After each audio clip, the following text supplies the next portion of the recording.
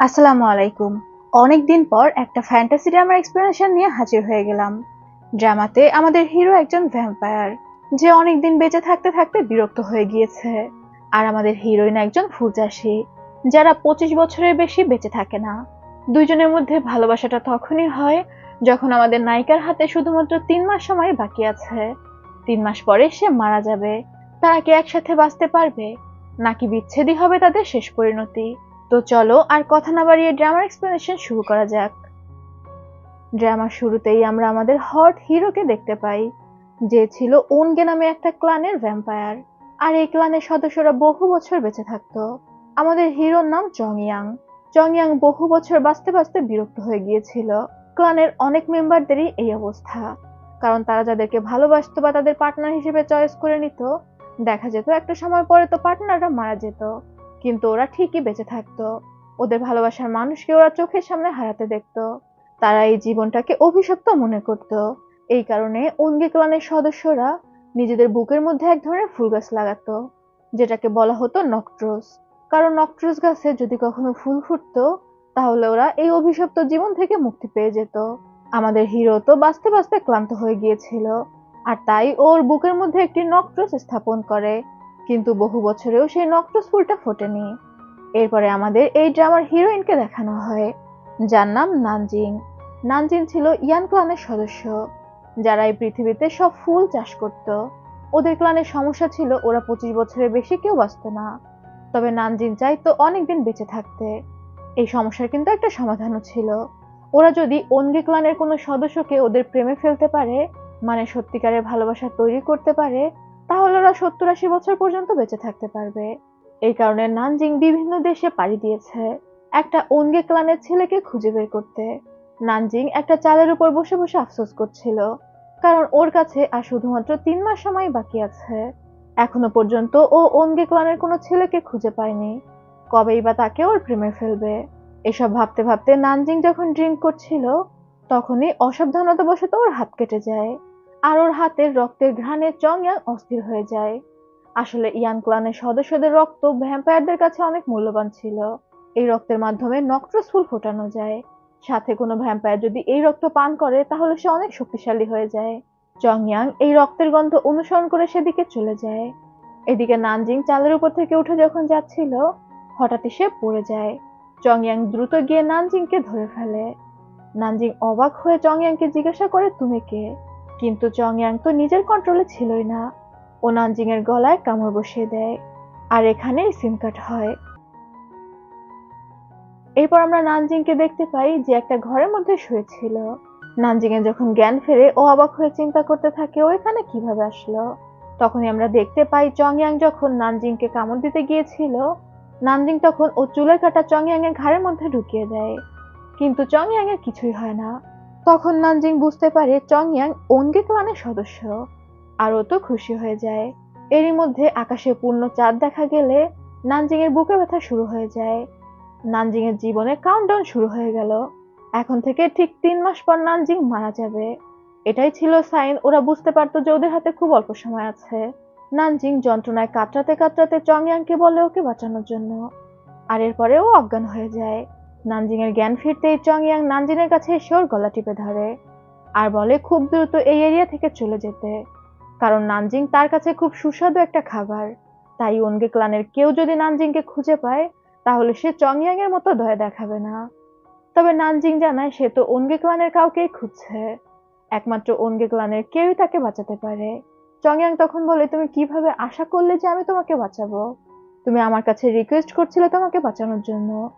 এবার নানজিং চং ইয়াংকে পুরো ঘটনা খুলে বলে। ওরা তো 25 বছরের বেশি বাঁচে না, তবে চং ইয়াং যদি ওকে সাহায্য করে, তাহলে ও 25 বছরের বেশি বাঁচতে পারে। চং ইয়াং জিজ্ঞাসা করে সেটা কিভাবে। নানজিং জানায় চং ইয়াং যদি নানজিংকে বিয়ে করে, তাহলে নানজিং এর জীবন বেঁচে যাবে। তবে চং ইয়াং তো এক কথায় এই বিষয়টা না করে দেয়। আর ও খুবই মুডি ছিল, ড্রামার ভাষাতে যেটাকে বলে ঠান্ডা হৃদয়ের। যা হোক, চং ইয়াং নানজিংকে ওর ঘর থেকে বের করে দেয়। আর তারপর চলে যায় ওর নক্ট্রোস গাছের কাছে, কারণ নানজিং এর ব্লাডের ঘ্রাণে চং ইয়াং এর কিছু একটা হচ্ছিল, মানে ওর বুকের নক্ট্রোস গাছে। চং ইয়াং সেখান থেকে একজন মাস্টারের কাছে আসে। সে ওনগে ক্লানের মাস্টার। মাস্টারকে জিজ্ঞাসা করে ইয়ান ক্লানের এই মেয়েটার জন্য আমার নক্টাস গাছের ফুল মনে হয় ফুটতে শুরু করেছে। তাহলে কি এই মেয়েটার ব্লাডের মাধ্যমে নক্টাস ফুল ফোটানো সম্ভব? মাস্টার তখন জানায়, এটা তো তোমাকেই খুঁজে বের করতে হবে। তুমি যেহেতু একবার বুঝতে পেরেছো ওর রক্তে তোমার নক্টাস ফুল ফুটছে, তাহলে তুমি চেষ্টা করে দেখো। এদিকে নানজিং খুব টেনশন নিয়ে ফিরে আসে। চংয়াং তার প্রস্তাবে রাজি হয়নি। একটু মাত্র আশা সে খুঁজে পেয়েছিল, সেটাও হয়তো হাওয়ায় মিলিয়ে গেল। তবে নানজিং ফিরে এসে দেখতে পায় কিছু লোক ওর বাড়ি ভাঙচুর করছে। এই লোকেদের পাঠিয়েছিল মিস্টার মেং নামে একজন। নানজিং এর কাছে সে 100টা পদ্ম ফুলের অর্ডার করেছিল, তবে নানজিং সেই পদ্ম ফুলগুলো পৌঁছাতে পারেনি। নানজিং সেখানে এসে বলে, তোমরা যে পদ্ম ফুলগুলো চেয়েছিলে সেগুলো তো আগে ফোটাতে হবে। ওইগুলো অনেক রেয়ার পদ্ম। আমি খুব কষ্ট করে বীজ জোগাড় করেছি এবং সেগুলো রোপণও করে দিয়েছি। অল্প দিনের মধ্যে ফুটে গেলে আমি দিয়ে দিব। তবে ওই লোকেরা নানজিং এর কোনো কথাতেই পাত্তা দেয় না। ওরা নানজিং এর উপরই অ্যাটাক করতে যায়। নানজিং ওর কাটা হাত দিয়ে প্রোটেক্ট করতে গেলে সেই রক্ত ছড়িয়ে যায় এবং এই রক্তের ঘ্রাণের জন্য চংয়াং এর আবার অস্থির লাগতে শুরু করে। চংয়াং বুঝতে পারে নানজিং কোনো বিপদে পড়েছে, আর তখনই ও দ্রুত সেই জায়গাতে চলে আসে যেখানে নানজিং থাকতো। চংয়াং সেখানে এসে নানজিংকে বাঁচিয়ে নেয়, আর তারপর নানজিং এর সাথে ওর ঘরের ভিতরে ঢোকে। নানজিং তো চংয়াংকে দেখে মহা খুশি হয়ে যায়। ও ভাবে চংয়াং হয়তো ওর ডিসিশন চেঞ্জ করেছে, নানজিংকে বিয়ে করতে রাজি আছে। ও খুশি হয়ে বলছিল, আমি অনেক বছর ধরে অনগে ক্লানের কাউকে খুঁজছিলাম, আর দেখো এবার তুমি নিজে থেকে আমার কাছে চলে এসেছো। চংয়াং নানজিং এর ঘরে ঢুকে দেখে ঘরটা অনেক সুন্দর করে সাজানো। যেহেতু নানজিং ফুল চাষী ছিল, ওর পুরো ঘর ভর্তি শুধু ফুল গাছ। চংয়াং কোনো কথা না বলে ওর নক্ট্রস বের করে, আর নানজিং এর হাত কেটে সেখান থেকে রক্ত ওই নক্ট্রসে দিতে থাকে। নানজিং নিজের হাত ঝাড়ি মেরে সরিয়ে নিয়ে বলে, তুমি এগুলো কি করছো? চংয়াং তখন বলে, আমি দেখছি তোমার রক্তের প্রভাবে এই ফুল ফোটে কিনা। নানজিং চংয়াংকে বলে ও এই ফুল ফুটিয়ে দিতে পারে যদি চংয়াং নানজিংকে বিয়ে করতে রাজি হয়। চংয়াং তখন বলে, এই ফুল ফোটানোর পর যদি তুমি বেঁচে থাকো তাহলে অবশ্যই আমি তোমাকে বিয়ে করব। এটা শুনে তো নানজিং এর রাগ হয়ে যায়। ও তখন বলে, আমি তোমার কোনো কথাই শুনছি না।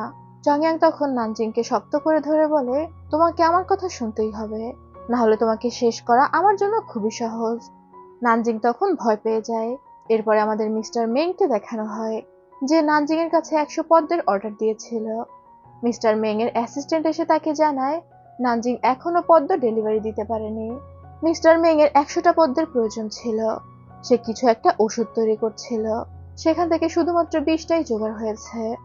মিস্টার মেং জানায় আর মাত্র 1 মাস বাকি আছে। 1 মাসের মধ্যে বাকি পদ্মগুলো অবশ্যই জোগাড় করতে হবে। অ্যাসিস্ট্যান্ট মেং এর সাথে কথা বলতে খুবই ভয় পাচ্ছিল। মেং ওই অ্যাসিস্ট্যান্টকে কোনো একটা ওষুধ দেয়, যেটা খাওয়ার পর ও যন্ত্রণায় কাতরাতে কাতরাতে ফ্লোরে শুয়ে পড়ে। মেং তখন ওকে বলে, এখন তুমি আসতে পারো। আর এরপর একটা ছবির দিকে তাকিয়ে বলে, হুয়ালিং, আমি খুব দ্রুত তোমাকে জাগিয়ে তুলবো। ওই লোকটার জন্য তোমার এই অবস্থা হয়েছে। আমি ওকে ছাড়বো না। তবে কার কথা বলছিল এখানে বোঝা যায় না, কিন্তু এটা বোঝা যায় যে মেং খুব ডেঞ্জারাস ক্যারেক্টার। এরপর আবারও আমাদের নানজিং এবং চংয়াংকে দেখানো হয়। চংয়াং নানজিংকে নিয়ে ওর নক্ট্রস গাছের কাছে আসে। এটা খুবই ঠান্ডা এবং নিরিবিলি একটা জায়গা ছিল, তবে নানজিং এর জায়গাটা খুবই পছন্দ হয়। নানজিং আনমনে বলতে থাকে, জায়গাটা খুবই ঠান্ডা। গত 5 বছর ধরে আমি কখনো বরফ পড়তে দেখিনি, তবে এখানে এসে আমার মনে হচ্ছে যে বরফ পড়বে। পর মুহূর্তেই আবার নানজিং মন খারাপ করে বলতে থাকে, জানি না জীবনে আর কখনো আমি বরফ পড়া দেখতে পারবো কিনা। আমার হাতে তো খুব অল্প সময়ই আছে। এটা শুনে চংয়াং এর একটু খারাপ লাগে, আর ও নিজের হাতে একটা তুড়ি দেয়। তখন এই তুষারপাত শুরু হয়ে যায়, যেটা দেখে নানজিং অনেক খুশি হয়ে যায়। নানজিং বাচ্চাদের মতো আনন্দ করতে থাকে তুষারপাত দেখে। ও চংয়াংকে বলছিল, দেখো, বলতে না বলতে এখানে তুষারপাত শুরু হয়ে গিয়েছে। তুষারপাত কত সুন্দর। নানজিংকে এত খুশি দেখে চংয়াং এর বেশ ভালো লাগে, তবে ওর ভালো লাগাটা প্রকাশ করে না, নিজেকে গুটিয়ে রাখে। এরপর আমাদের পরদিন সকালের দৃশ্য দেখানো হয়। নানজিং গিয়েছিল মেং এর বাড়িতে পদ্ম ফুল নিয়ে কথা বলতে, কিন্তু গিয়ে দেখতে পায় সেখানে অনেক ভিড়। অনেক লোকেরা এখানে এসেছে মিস্টার মেং এর সাথে দেখা করতে। মিস্টার মেং শহরে বড় একটা হাসপাতাল চালাতো, দানশীল এবং ভালো মানুষ হিসেবে সবার মাঝে পরিচিত। নানজিং সেখানে এসে একজনকে জিজ্ঞাসা করে এখানে কি হয়েছে। ওই লোক জানায় গতকাল রাতে তাওকুন নামে একটা মেয়ে নিখোঁজ হয়ে গিয়েছে, আর ওই মেয়েটির মা এখানে এসে কান্নাকাটি করছে। মিস্টার মেং যাতে তার মেয়েকে খুঁজে দেয়। মেয়েটা ভালোবাসার ফুল খুঁজতে গিয়েছিল। বেশ কয়েক বছর ধরে শহরে একটা গুজব ছড়িয়ে পড়েছে, যদি কোনো মেয়ে ভালোবাসার ফুল কালেক্ট করে কোনো ছেলেকে দেয়, তাহলে সেই ছেলে ওই মেয়ের জন্য পাগল হয়ে যাবে। তাওকুন মিস্টার মেংকে দেখে প্রেমে পড়ে গিয়েছিল। তবে মিস্টার মেং তার আগের ওয়াইফকে খুবই ভালোবাসে, তাই স্বাভাবিকভাবেই সে তাওকুনকে অ্যাকসেপ্ট করে না। এই কারণে তাওকুন ভালোবাসার ফুল খোঁজার উদ্দেশ্যে বের হয়েছিল, আর তারপরেই উধাও হয়ে গিয়েছে। এরই মধ্যে মিস্টার মেং বের হয়ে আসে। তাওকুনের মা কান্নাকাটি করে মিস্টার মেংকে বলে তার মেয়েকে খুঁজে দিতে। তার মেয়ে ছাড়া তার দুনিয়াতে আর কেউই নেই। তখন মেং কথা দেয় সে তাওকুনকে খুঁজে দিবে। এরপর সেখান থেকে সব লোকেরা চলে যায়। নানজিং ভিতরে যেতে চায় মেং এর সাথে কথা বলতে, তবে একজন গার্ড তাকে আটকাচ্ছিল। মেং নানজিংকে ভিতরে আসার অনুমতি দেয়। নানজিং ভিতরে এসে জানায় ও পদ্ম ফুলের বেশ কিছু গাছ লাগিয়েছিল, আর গাছগুলো সুন্দরভাবে বেড়ে উঠছে। হয়তো 1 মাসের মধ্যেই ও মেংকে পদ্ম ফুলগুলোর ডেলিভারি দিতে পারবে। মেং তখন দেখতে পায় নানজিং এর কাঁধে একটা জোনাকি পোকা টাইপ, আর ওই পোকাটা হাত দিয়ে সরিয়ে নেয়। নানজিং এই বিষয়টাতে কিছু মনে করে না, ওর কথা শেষ করে সেখান থেকে চলে যায়। তবে মেং এর নানজিংকে দেখে একটু অদ্ভুত লাগে। মেং একজন গার্ডকে বলে নানজিং এর ব্যাপারে খোঁজ খবর নিতে। নানজিং সেখান থেকে যাওয়ার পর মেং এর অ্যাসিস্ট্যান্ট মেংকে জিজ্ঞাসা করে, আপনি সবার সামনে কথা দিয়ে ফেলেছেন তাওকুনকে খুঁজে বের করবেন, এখন আপনি কি করবেন? মেং তখন বলে ওর মা তো বলছিল তার মেয়ে ছাড়া তার কেউ নেই, টেস্ট শেষ হলে মেয়েটাকে বের হতে দাও। তার মানে তাওকুন মেং এর কাছেই ছিল। এরপর মেং আর তার অ্যাসিস্ট্যান্ট একটা গোপন ঘরে আসে, আর সেখানেই আমরা তাওকিনকে বাধা অবস্থায় দেখতে পাই। তাওকুন পাগলের মতো করছিল। আসলে মেং এর ওয়াইফ হোয়ালিং অনেক বছর আগে মারা গিয়েছে, কিন্তু মেং তাকে জাগিয়ে তুলতে চায়। এই কারণে সে বিভিন্ন ওষুধ তৈরি করে এবং সেগুলো শহরের মেয়েদের উপর প্রয়োগ করে। তাওকুনকেও সে ধরে এনেছিল ওষুধ প্রয়োগ করার জন্য, এবং কোনো একটা ওষুধের প্রভাবে তাওকুন পাগল হয়ে গিয়েছে। তাওকুন মেংকে দেখে বলতে থাকে, আপনি আমাকে দেখতে এসেছেন, আমি আপনাকে খুবই ভালোবাসি। মেং তখন তাওকুনের গালে হাত দিয়ে বলে, চিন্তা করো না, ওষুধের টেস্ট শেষ হলেই তোমাকে ছেড়ে দেব। কিন্তু তারপরেই ও নিজের হাতটা রুমাল দিয়ে মুছে ফেলে। মানে ও যে অন্য মেয়েকে টাচ করেছে এই কারণে নিজের হাতটাও মুছে ফেলছে। বুঝুন নিজের বউয়ের প্রতি কতটা লয়াল। এদিকে আমরা নানজিংকে দেখতে পাই, সে চিন্তা করছিল সে হাল ছাড়বে না। সে চেষ্টা করে দেখবে চংয়াং এর মন জয় করার। তবে চংয়াং তো একদমই রুড ছিল। চংয়াং এর মনে প্রেম জাগানোর জন্য নানজিং বেশ কিছু রোমান্টিক উপন্যাস নিয়ে আসে, আর সেগুলো চংয়াং এর ঘরে এদিক সেদিকে ছড়িয়ে দেয়। চংয়াং ঘুম থেকে উঠে যখন ও ড্রয়িং রুমে আসে, ওই সব রোমান্টিক উপন্যাসের বইগুলো দেখতে পায়, আর সেগুলো খুলে 2-1 লাইন পড়েই ওর মাথা ধরে যাচ্ছিল। ও বুঝতে পারছিল না এই রোমান্টিক বইগুলো এখানে কোথা থেকে আসলো। তখনই নানজিং কিচেন থেকে বলে, তুমি উঠে গিয়েছো, আমি তোমার জন্য নাস্তা তৈরি করেছি। চংয়াং তখন কিচেনে এসে নানজিংকে জিজ্ঞাসা করে এই বইগুলো কোথা থেকে আসলো। নানজিং জানায় এগুলো চংয়াং এর জন্য নিয়ে এসেছে, যদি চংয়াং এর মনে একটু প্রেম জাগে। এরপর নানজিং জোর করে চংয়াংকে খেতে বসায়, আর যেখানে ও অনেকগুলো ডিশ তৈরি করেছিল, সবই রক্ত দিয়ে। যেহেতু চংয়াং ভ্যাম্পায়ার ছিল, ও তো রক্ত পছন্দ করত। চংয়াং নানজিংকে জিজ্ঞাসা করে সে ঘরে কিভাবে ঢুকলো। তবে নানজিং চংয়াং এর মন জয় করতেই ব্যস্ত ছিল। সে চংয়াং এর কাঁধে হাত রেখে বলে, আগে তুমি খাবারগুলো টেস্ট করো, আমি কত কষ্ট করে তোমার জন্য রান্না করেছি।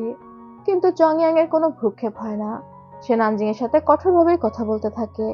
নানজিং চংয়াংকে বলে, আমি এত সুন্দর দেখতে, আমি জানি তুমি কোনোভাবেই আমাকে মরতে দেখতে পারবে না। চংয়াং তখন বলে, আমি বহু বছর ধরে বেঁচে আছি, আর বহু মানুষকে মরতে দেখেছি, কেউ একজন আমার চোখের সামনে মরে গেলে আমার কোনো রকম ফিল হয় না।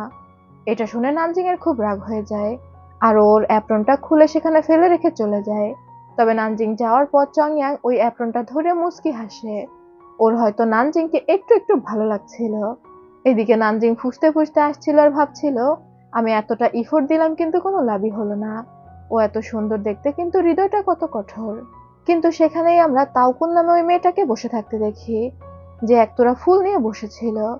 কিন্তু নানজিং তার পাশ থেকে যাওয়ার পরেই সে নানজিংকে ফলো করতে শুরু করে। নানজিং কোনো কিছুই খেয়াল করেনি, ও ডিরেক্ট নিজের ঘরে এসে বসে যায় এবং চিন্তা করতে থাকে এখনো কি করবে। তখনই ও বুঝতে পারে বাইরে কেউ আছে, আর বাইরে বের হয়েও দেখতে পায় তাওকুন নামে সেই মেয়েটি। ও তাওকুনকে চিনতে পারে কারণ মেঙের বাড়িতে ও তাওকুনের ছবি দেখেছিল। নানজিং এগিয়ে গিয়ে বলে, তাওকুন তুমি এখানে, তোমাকে তোমার মা পাগলের মতো খুঁজছে, তুমি কোথায় গিয়েছিলে, তোমার সাথে কি হয়েছিল? মানে ও তো অস্থির হয়ে অনেকগুলো প্রশ্ন করছে। কিন্তু তাওকুন নানজিং এর দিকে তাকিয়ে বলে, তুমি কত সুন্দর, আমি যদি তোমার মতো সুন্দর হতাম তাহলে মেং আমাকে পছন্দ করতো। এটা বলেই পাশে থাকা একটা দা নিয়ে তাওকুন নানজিং এর উপর আক্রমণ করে দেয়। সে নানজিংকে বলছিল, ওই চেহারা আমাকে দিয়ে দাও, এই সুন্দর চেহারা আমার প্রয়োজন। নানজিং তাওকুনের সাথে পেরে ওঠে না, কারণ তাওকুন একদম অদ্ভুত রকম হয়ে গিয়েছিল, মানে আত্মাদের মতো ব্যবহার করছিল। তবে নানজিং এর উপর যে হামলা হয়েছে, চং ইয়াং এই বিষয়টা বুঝতে পেরে যায়। তাওকুন যখন নানজিংকে মারতেই যাবে, ঠিক সেই সময় চং ইয়াং সেখানে চলে আসে, আরও তাওকুনকে আটকাতে থাকে। চং ইয়াং একটা ছাতা নিয়ে মারামারি করছিল, আর তাওকুন ওই ছাতাটা ছিঁড়ে ফেলে, যে কারণে চং ইয়াং পুরো সূর্যের আলোতে উন্মুক্ত হয়ে যায়। আর তখনই দেখা যায় ওর স্কিন পুড়তে শুরু করেছে। চং ইয়াং তো ছিল ভ্যাম্পায়ার, আর ভ্যাম্পায়াররা তো ডিরেক্ট দিনের আলো সহ্য করতে পারে না। এই বিষয়টা নানজিং বুঝতে পারে। তবে তখনও চং ইয়াং তাওকুনকে ঘায়েল করতে পারেনি। ও আবারও চং ইয়াং এর উপর আক্রমণ করতে আসে। তখন নানজিং সামনে এসে দাঁড়ায়। এটা দেখে চং ইয়াং তার শেষ শক্তি দিয়ে ওই ছাতাটা তাওকুনের পেটের মধ্যে ঢুকিয়ে দেয়, এবং অবশেষে তাওকুন সেখানেই মারা যায়। নানজিং দ্রুত চং ইয়াংকে নিয়ে ভিতরে আসে, আর ওকে বরফ পানির মধ্যে বসিয়ে দেয়, কারণ চং ইয়াং এর স্কিনের অনেক জায়গায় পুড়ে গিয়েছে, সাথে চং ইয়াং অনেকটা দুর্বল হয়ে গিয়েছিল। এবার নানজিং চিন্তা করে কিভাবে সে চং ইয়াংকে বাঁচাতে পারে। তখন ওর মনে হয় ওর রক্ত থেকে তো চং ইয়াং অনেক শক্তি পাবে।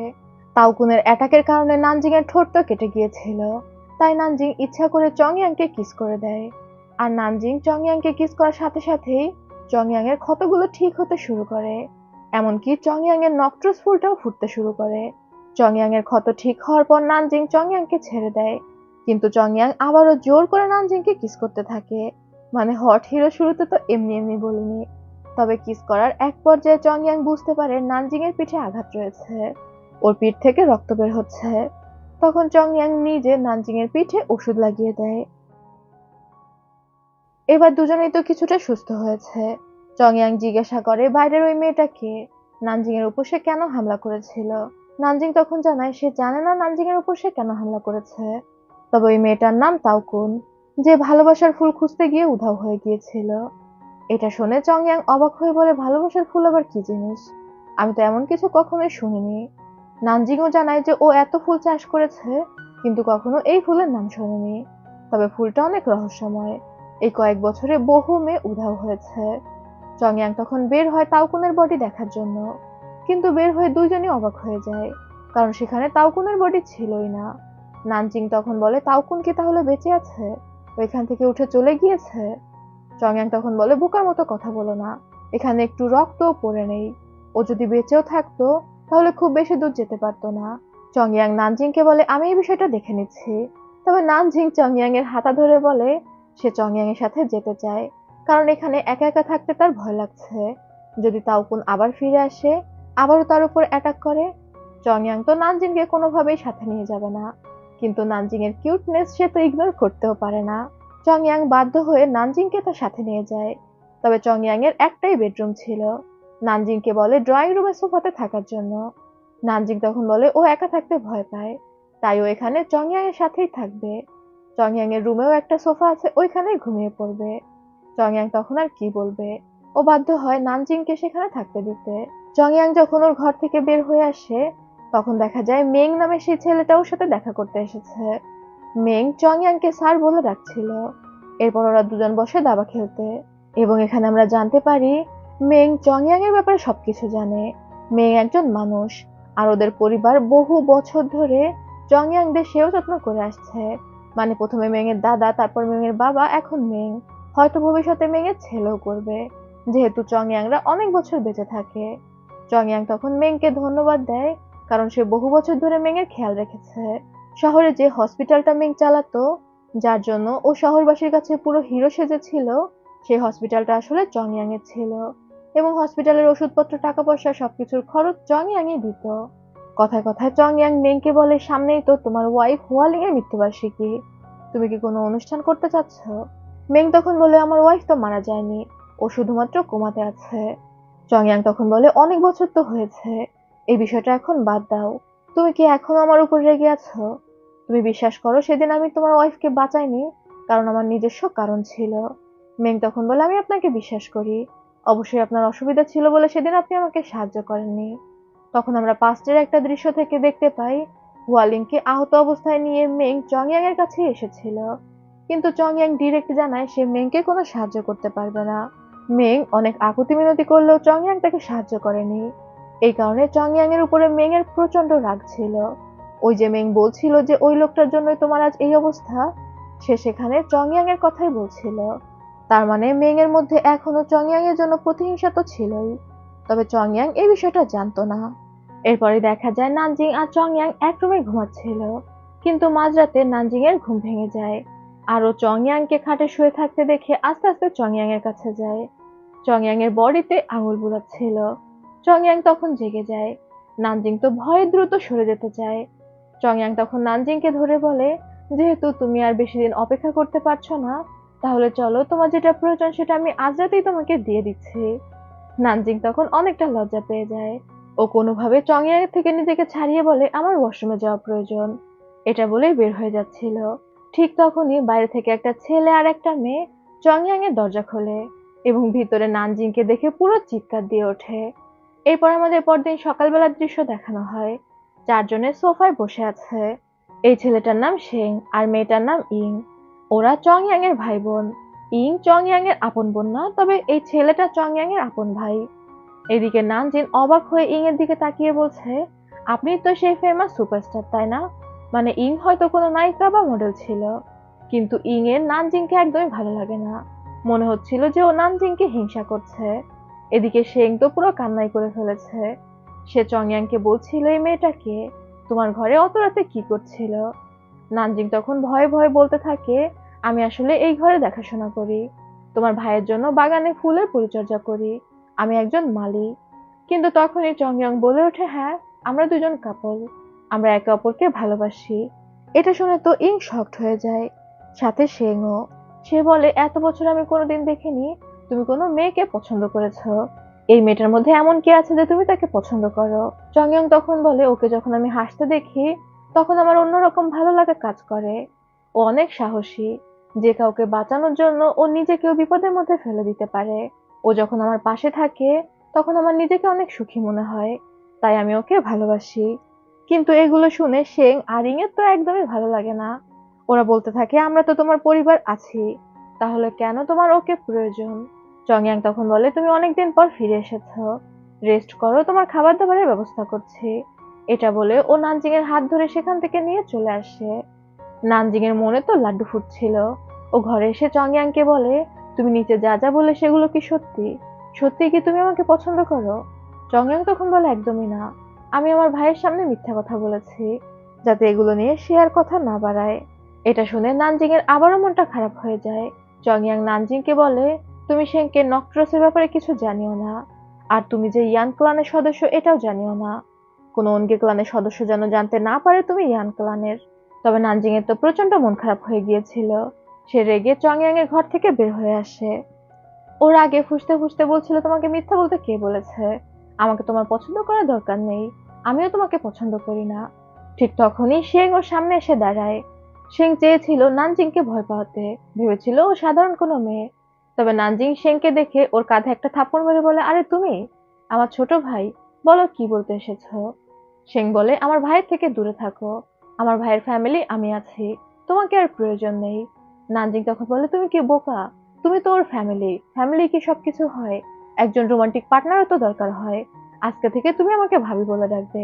চলো, আমি তোমাকে পুরো ঘটনা খুলে বলছি। শেং তো পুরো হতভম্ব হয়ে গিয়েছিল। নানজিং শেংকে নিয়ে চলে আসে আর ওরা একসাথে অনেক ড্রিঙ্ক করে। ড্রিঙ্ক করতে করতে নানজিং শেংকে সত্যি কথা বলে দিচ্ছিল, তবে শেং কিছু না শুনে সেখানে ঘুমিয়ে পড়ে, যেহেতু অনেক ড্রিঙ্ক করে ফেলেছিল। নানজিংও তো অনেক ড্রিঙ্ক করেছে, আর ড্রিঙ্ক করতে করতে ওর শেংকে দেখে চং ইয়াং এর কথা মনে হয়। মানে সেখানে তো শেং শুয়েছিল, কিন্তু নানজিং এর মনে হচ্ছিল যে চং ইয়াং শুয়ে আছে। ও তখন শেং এর মুখে হাত দিতে যায়। ঠিক সেই সময় চং ইয়াং এসে নানজিংকে ধরে ফেলে। ও চাচ্ছিল না নানজিং শেংকে টাচ করুক। চং ইয়াং কোনো কথা না বলে শেংকে নিয়ে সেখান থেকে ভিতরে চলে আসে। নানজিং চং ইয়াং এর পিছু পিছু আসতে থাকে আর বলতে থাকে, তুমি তো বলেছো তুমি আমাকে পছন্দ করো না, তাহলে আমি কার সাথে ড্রিঙ্ক করলাম কি করলাম এতে তোমার কি যায় আসে? তুমি এত জেলাস ফিল কেন করছো? চং ইয়াং তখন রেগে বলে, শেং এর থেকে দূরে থাকবে। নানজিংও রেগে বলে, আমি এখান থেকে চলে যাচ্ছি। তবে নানজিং যখন চলে যাচ্ছিল, চং ইয়াং নানজিংকে জোর করে ধরে কিস করে দেয়। মানে বেচারা নানজিংকে পছন্দ করে ফেলেছে, আবার বলতেও পারছে না। তবে চংইয়াং নানজিংকে কিস করার ফলে ওর নকটাসটা আরো কিছুটা ফুটে যায়। এরপর আমাদের সকালবেলার দৃশ্য দেখানো হয়। চংইয়ং এবং মেং একসাথে কথা বলতে বলতে হাঁটছিল। চংইয়ং বেশ কিছু টাকা ডোনেট করে হসপিটালের জন্য, যেগুলো মেং ডোনেট করেছে এমন বলে চালিয়ে দেওয়া হবে। মেং চংইয়ংকে বলে, আপনি সমস্ত টাকা পয়সা দান করেন, অথচ নাম হয় আমার, আপনি নিজের নামে কেন দান করেন না? চংইয়ং তখন বলে, এসব টাকা পয়সা নিয়ে আমার কোনো মোহ কাজ করে না, তুমি তোমার নামে সবাইকে দান করো। তখনই মেং শুনতে পায় ভিতরে শেং চিৎকার চেঁচামেচি করছে। ও চিৎকার করে নানজিংকে ডাকছিল। নানজিং রুম লক করে চংইয়ং এর ঘরে ঘুমাচ্ছে, যে বিষয়টা মেং এর একদমই ভালো লাগে না। ও সবসময় চাইতো চংইয়ং একা থাকুক এবং কষ্ট পাক। এদিকে শেং তো চিৎকার করে করে নানজিংকে ডাকছে। নানজিং যখন এসে দরজা খোলে, শেং এসে বলে ও আজই নানজিংকে এই বাড়ি থেকে বের করে দিবে। এটা বলে ও নানজিং এর হাত ধরে টান দেয়, কিন্তু তখনই চংইয়ং চলে আসে আর শেং এর থেকে নানজিং এর হাতটা ছাড়িয়ে দেয় এবং শেংকে বলে এখান থেকে চলে যেতে। শেং তখন বলে নানজিং গতকাল রাতে ওকে ইচ্ছা করে ড্রিঙ্ক করিয়েছে এবং ওকে বলেছে নানজিংকে ভাবি বলে ডাকতে। শেংও নেশার ঘরে নানজিংকে ভাবি বলে ডেকে ফেলেছে। নানজিং তো মুসকে মুসকে হাসছিল। চংইয়ং বলে, আমি এই বিষয়টা পরে দেখছি, তুমি আগে এখান থেকে যাও। শেং রেগে সেখান থেকে বের হয়ে যায়। চংইয়ং নানজিংকে বলে, তুমি এখন এখানে কি করছো? নানজিং তখন চংইয়ং এর হাত ধরে বলে, গতকাল রাতে কি আমাদের মধ্যে কিছু হয়েছে? চংইয়ং তখন বলে, কিছু হয়নি, তুমি চলে যেতে চেয়েছিলে, তাহলে এখন কেন যাচ্ছ না? তখনই আবার নানজিং এর রাগ হয়ে যায়। ও তখন ওর ড্রেসটা পরে বের হয়ে আসে আর আস্তে আস্তে চিন্তা করছিল ওদের মধ্যে নিশ্চয়ই কিছু হয়েছে। ও যেহেতু ড্রিঙ্ক করেছিল তাই কিছু মনে পড়ছে না, কারণ ওর পোশাক চেঞ্জ হয়ে গিয়েছিল। তখনই বাইরে ওর ইং এর সাথে দেখা হয়। ইং নানজিংকে দেখে খোঁচা মেরে বলে, তোমাকে দেখে চংইয়ং বিরক্ত হয়, তাও তুমি এখানে কেন থাকো? নানজিং তখন মুচকি হেসে বলে, দেখো, তুমি চংইয়ং এর অনেক পূর্ব পরিচিত, আমি তাকে অল্প দিন ধরেই চিনি, কিন্তু তোমার থেকে বেশি চিনি। আমি এখানে থাকলেও মোটেও বিরক্ত হয় না, বরং আমি এখানে থাকলেও ভালো থাকে। ইং এর এটা শুনে অনেক হিংসা হয়, তবে নানজিং আর কথা না বাড়িয়ে সেখান থেকে চলে আসে। এরপর রাতের বেলা ও মন খারাপ করে চংইয়ং এর নকট্রোস গাছের সামনে বসেছিল। ও চিন্তা করছিল খুব দ্রুত এই ফুলটা ফোটাতে হবে, তাহলে যদি চংইয়ং ওকে বিয়ে করে। ওর হাতে তো এখন খুব বেশি সময় ছিল না, তাই ও নিজের হাত কেটে ওই ফুলটার উপর রক্ত দেয়, কিন্তু ফুলটা ফুটছিল না। এরপর বিভিন্ন ধরনের বিশেষ পানি ব্যবহার করে যাতে করে ফুলটা ফোটে। ও তো আর বোঝেনি এটা বিশেষ ফুল, নর্মালি গাছের যত্নে যেসব ব্যবহার করা হয় সেসবই এই ফুলের উপর দিচ্ছিল, কিন্তু কোনো পরিবর্তন হচ্ছিল না। তবে এই বিষয়টা চংইয়ং বুঝতে পারে আর ও নানজিং এর কাছে এসে বলে, তুমি এখানে কি করছো? নানজিং তখন জানায় ও এই ফুলটা দ্রুত ফোটানোর চেষ্টা করছে। তবে চংইয়ং এর অনেক রাগ হয়ে যায়। ও নানজিংকে বলে, এখান থেকে চলে যাও, আমার অনুমতি ছাড়া এখানে আর একদমই আসবে না। এরপর আমাদের পরদিন সকালের দৃশ্য দেখানো হয়। নানজিং মেং এর প্যালেসে গিয়েছিল ফুলগুলো ডেলিভারি দিতে, সেই পদ্ম ফুল যেগুলো ও ফুটিয়েছে আর কি। তবে ও গিয়ে দেখতে পায় বাড়িতে পুরো রমরমা পরিবেশ, কোনো একটা অনুষ্ঠান হচ্ছে। নানজিং একজন গার্ডকে জিজ্ঞাসা করে বাড়িতে কি হচ্ছে। তখন ওই গার্ড জানায় আজকে হুয়ালিং মানে মেং এর ওয়াইফের 26তম জন্মদিন। নানজিং এর থেকে যে পদ্মগুলো নিয়েছে মানে 100টা পদ্ম, সেটা মেং হুয়ালিং এর জন্যই আনিয়েছিল, কারণ হুয়ালিং পদ্ম ফুল পছন্দ করত। মেং এর এমন ভালোবাসা দেখে নানজিং তো পুরো মুগ্ধ হয়ে যাচ্ছিল। নানজিং যখন সেখান থেকে ফিরে যাচ্ছিল তখন ও দুজন গার্ডকে কথা বলতে শোনে। গতকাল রাতেও একজন মেয়ে উধাও হয়ে গিয়েছে ভালোবাসার ফুল খুঁজতে গিয়ে।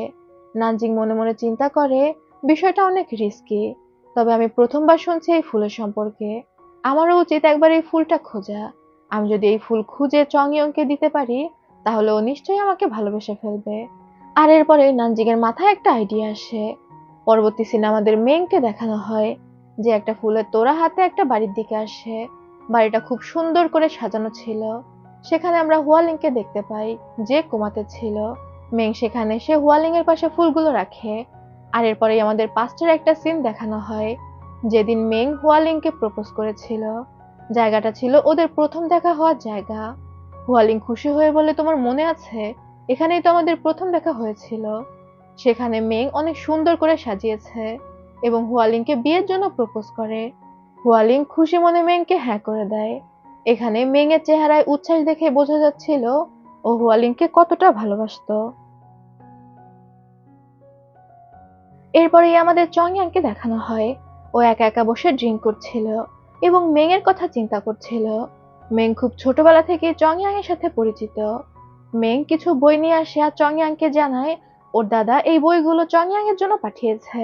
চংয়াং মেংকে দেখে বুঝতে পারে রাস্তায় হয়তো কিছু ছেলেদের সাথে মেংয়ের মারামারি হয়েছে, আর ওই ছেলেরা মেংকে মেরে হারিয়ে দিয়েছে, কারণ মেংয়ের মন খারাপ ছিল এবং ওর মুখে মারের দাগ রয়েছে।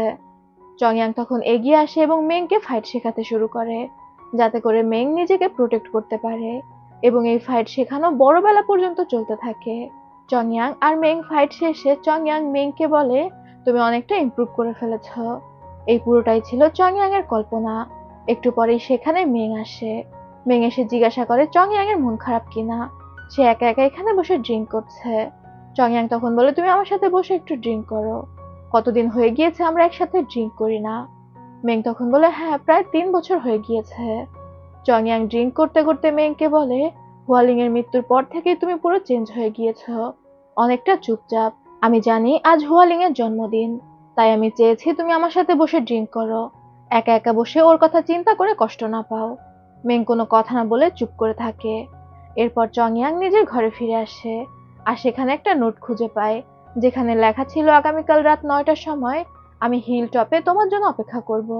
চংয়াং নোটটা নষ্ট করে ফেলে। এদিকে আমরা নানজিংকে দেখতে পাই, যে একটা আলো নিয়ে বাঁশঝাড়ের মধ্যে দিয়ে হাঁটছে। নানজিংই আসলে চংয়াংকে ওই নোটটা দিয়ে এসেছিল, কারণ ও এখানে ভালোবাসার ফুল খুঁজতে এসেছে, আর চংয়াংও তো এই বিষয়টা নিয়ে ইনভেস্টিগেশন করতে চেয়েছিল। তাই বিপদ এড়াতে নানজিং চংয়াংকে নোট লিখে এসেছে, কিন্তু নানজিং নিচে ওর নাম লিখে আসেনি। তাই ও টেনশনে পড়ে যায় যে চংয়াং কি এখানে আসবে, সে কি বুঝতে পারবে যে এই নোটটা নানজিং রেখে এসেছে। তখনই ও বাঁশঝাড়ের মধ্যে থেকে অদ্ভুত আওয়াজ শুনতে পায়, আর প্রচন্ড ভয় পেয়ে যায়। লাইটটা ফেলে দিয়ে চিৎকার করে বলতে থাকে, আমাকে মেরো না। কিন্তু দেখা যায় সেখানে চংয়াং এসেছিল। নানজিং খুশি হয়ে বলে, তুমি এসেছো, আমি জানতাম তুমি আসবে। চংয়াং জিজ্ঞাসা করে, ওকে এখানে কেন রেখেছে। নানজিং তখন বলে, ও ভালোবাসার ফুল খুঁজতে এসেছে, আর চংয়াংও তো ওই মেয়েদের মিসিং কেসটার ব্যাপারে ইনভেস্টিগেশন করতে চাচ্ছিল, তাই দুই কাজ একসাথে হয়ে যাবে। চংয়াং নানজিংকে বলে, ঝামেলা করো না, এখান থেকে ফিরে চলো। কিন্তু নানজিং কোনোভাবেই যাবে না, তাই বাধ্য হয়ে চংয়াং নানজিং এর সাথেই হাঁটতে শুরু করে। ওরা হাঁটতে হাঁটতে সুন্দর একটা বাগানের কাছে পৌঁছে যায়। মনে হচ্ছিল এই বাগানটা কেউ তৈরি করেছে, কারণ বাগানটা সাজানো এবং বাগানের লাইটও ছিল। নানজিং সেখানে ওর লাগানো পদ্ম গাছও দেখতে পায়। ও অবাক হয়ে চিন্তা করতে থাকে, এই পদ্ম গাছগুলো তো ও মেং ফ্যামিলিতে সাপ্লাই দিয়েছে, তাহলে কি এই বাগানটা মেং ফ্যামিলির কেউ তৈরি করেছে। ওর কোনো কিছু নিয়েই সন্দেহ হয় না, বরং ওর লাগানো পদ্ম গাছ দেখে ও নিজেই অনেক খুশি হচ্ছিল। আর ওর এই খুশি দেখে চংয়াং মুচকি হাসে। নানজিং তখন দাঁড়িয়ে বলে, তুমি কি হাসছিলে। চংয়াং বলে, কই না, আমি তো হাসিনি। নানজিং বলে, আমি দেখেছি তুমি হাসছিলে। এরই মধ্যে একটা জোনাকি পোকা নানজিং এর দিকে উড়ে আসে, আর নানজিং খুশি হয়ে ওই পোকাটা টাচ করে, কিন্তু পোকাটা টাচ করতেই ওটা নানজিংকে কামড় দিয়ে দেয়। ওর হাতে যন্ত্রণা করতে শুরু করে। তখনই চংয়াং বুঝতে পারে জঙ্গলের ভিতর থেকে কোনো একটা আওয়াজ হচ্ছে। চংয়াং নানজিংকে বলে, দ্রুত এখান থেকে চলো। কিন্তু তখনই ঝাঁকে ঝাঁকে জোনাকি পোকা ওদের দিকে উড়ে আসতে থাকে। চংয়াং কোনোভাবে নানজিংকে ওই জোনাকি পোকা থেকে বাঁচিয়ে নেয়, তবে নানজিং সেখানে অনেক অসুস্থ বোধ করছিল। চংয়াং বুঝতে পারে এগুলো সাধারণ কোনো জোনাকি না, এগুলোকে বলা হতো জু প্যারাসাইট। আর জু প্যারাসাইট যেহেতু নানজিংকে কামড় দিয়েছে, ওর শরীরে বিষ ঢুকে গিয়েছে। তবে চংয়াং এটা যখন বলছিল, ততক্ষণে নানজিং চংয়াং এর উপর অজ্ঞান হয়ে গিয়েছে। এদিকে আমরা মেংকে দেখি যে অনেকগুলো মেয়েকে এনে আটকে রেখেছে, আর ও বুঝতেও পারে যে বাগানে কেউ একজন ঢুকেছে, তাই ওর অ্যাসিস্ট্যান্টকে পাঠায় বাগানে কে ঢুকেছে দেখার জন্য। জঙ্গলের মধ্যে থেকে চংয়াং নানজিং এর হাত থেকে বিষ বের করার চেষ্টা করে, আর তখনই ও ঝোপের মধ্যে খেয়াল করে মেং এর একটা ব্যাজ পড়ে আছে।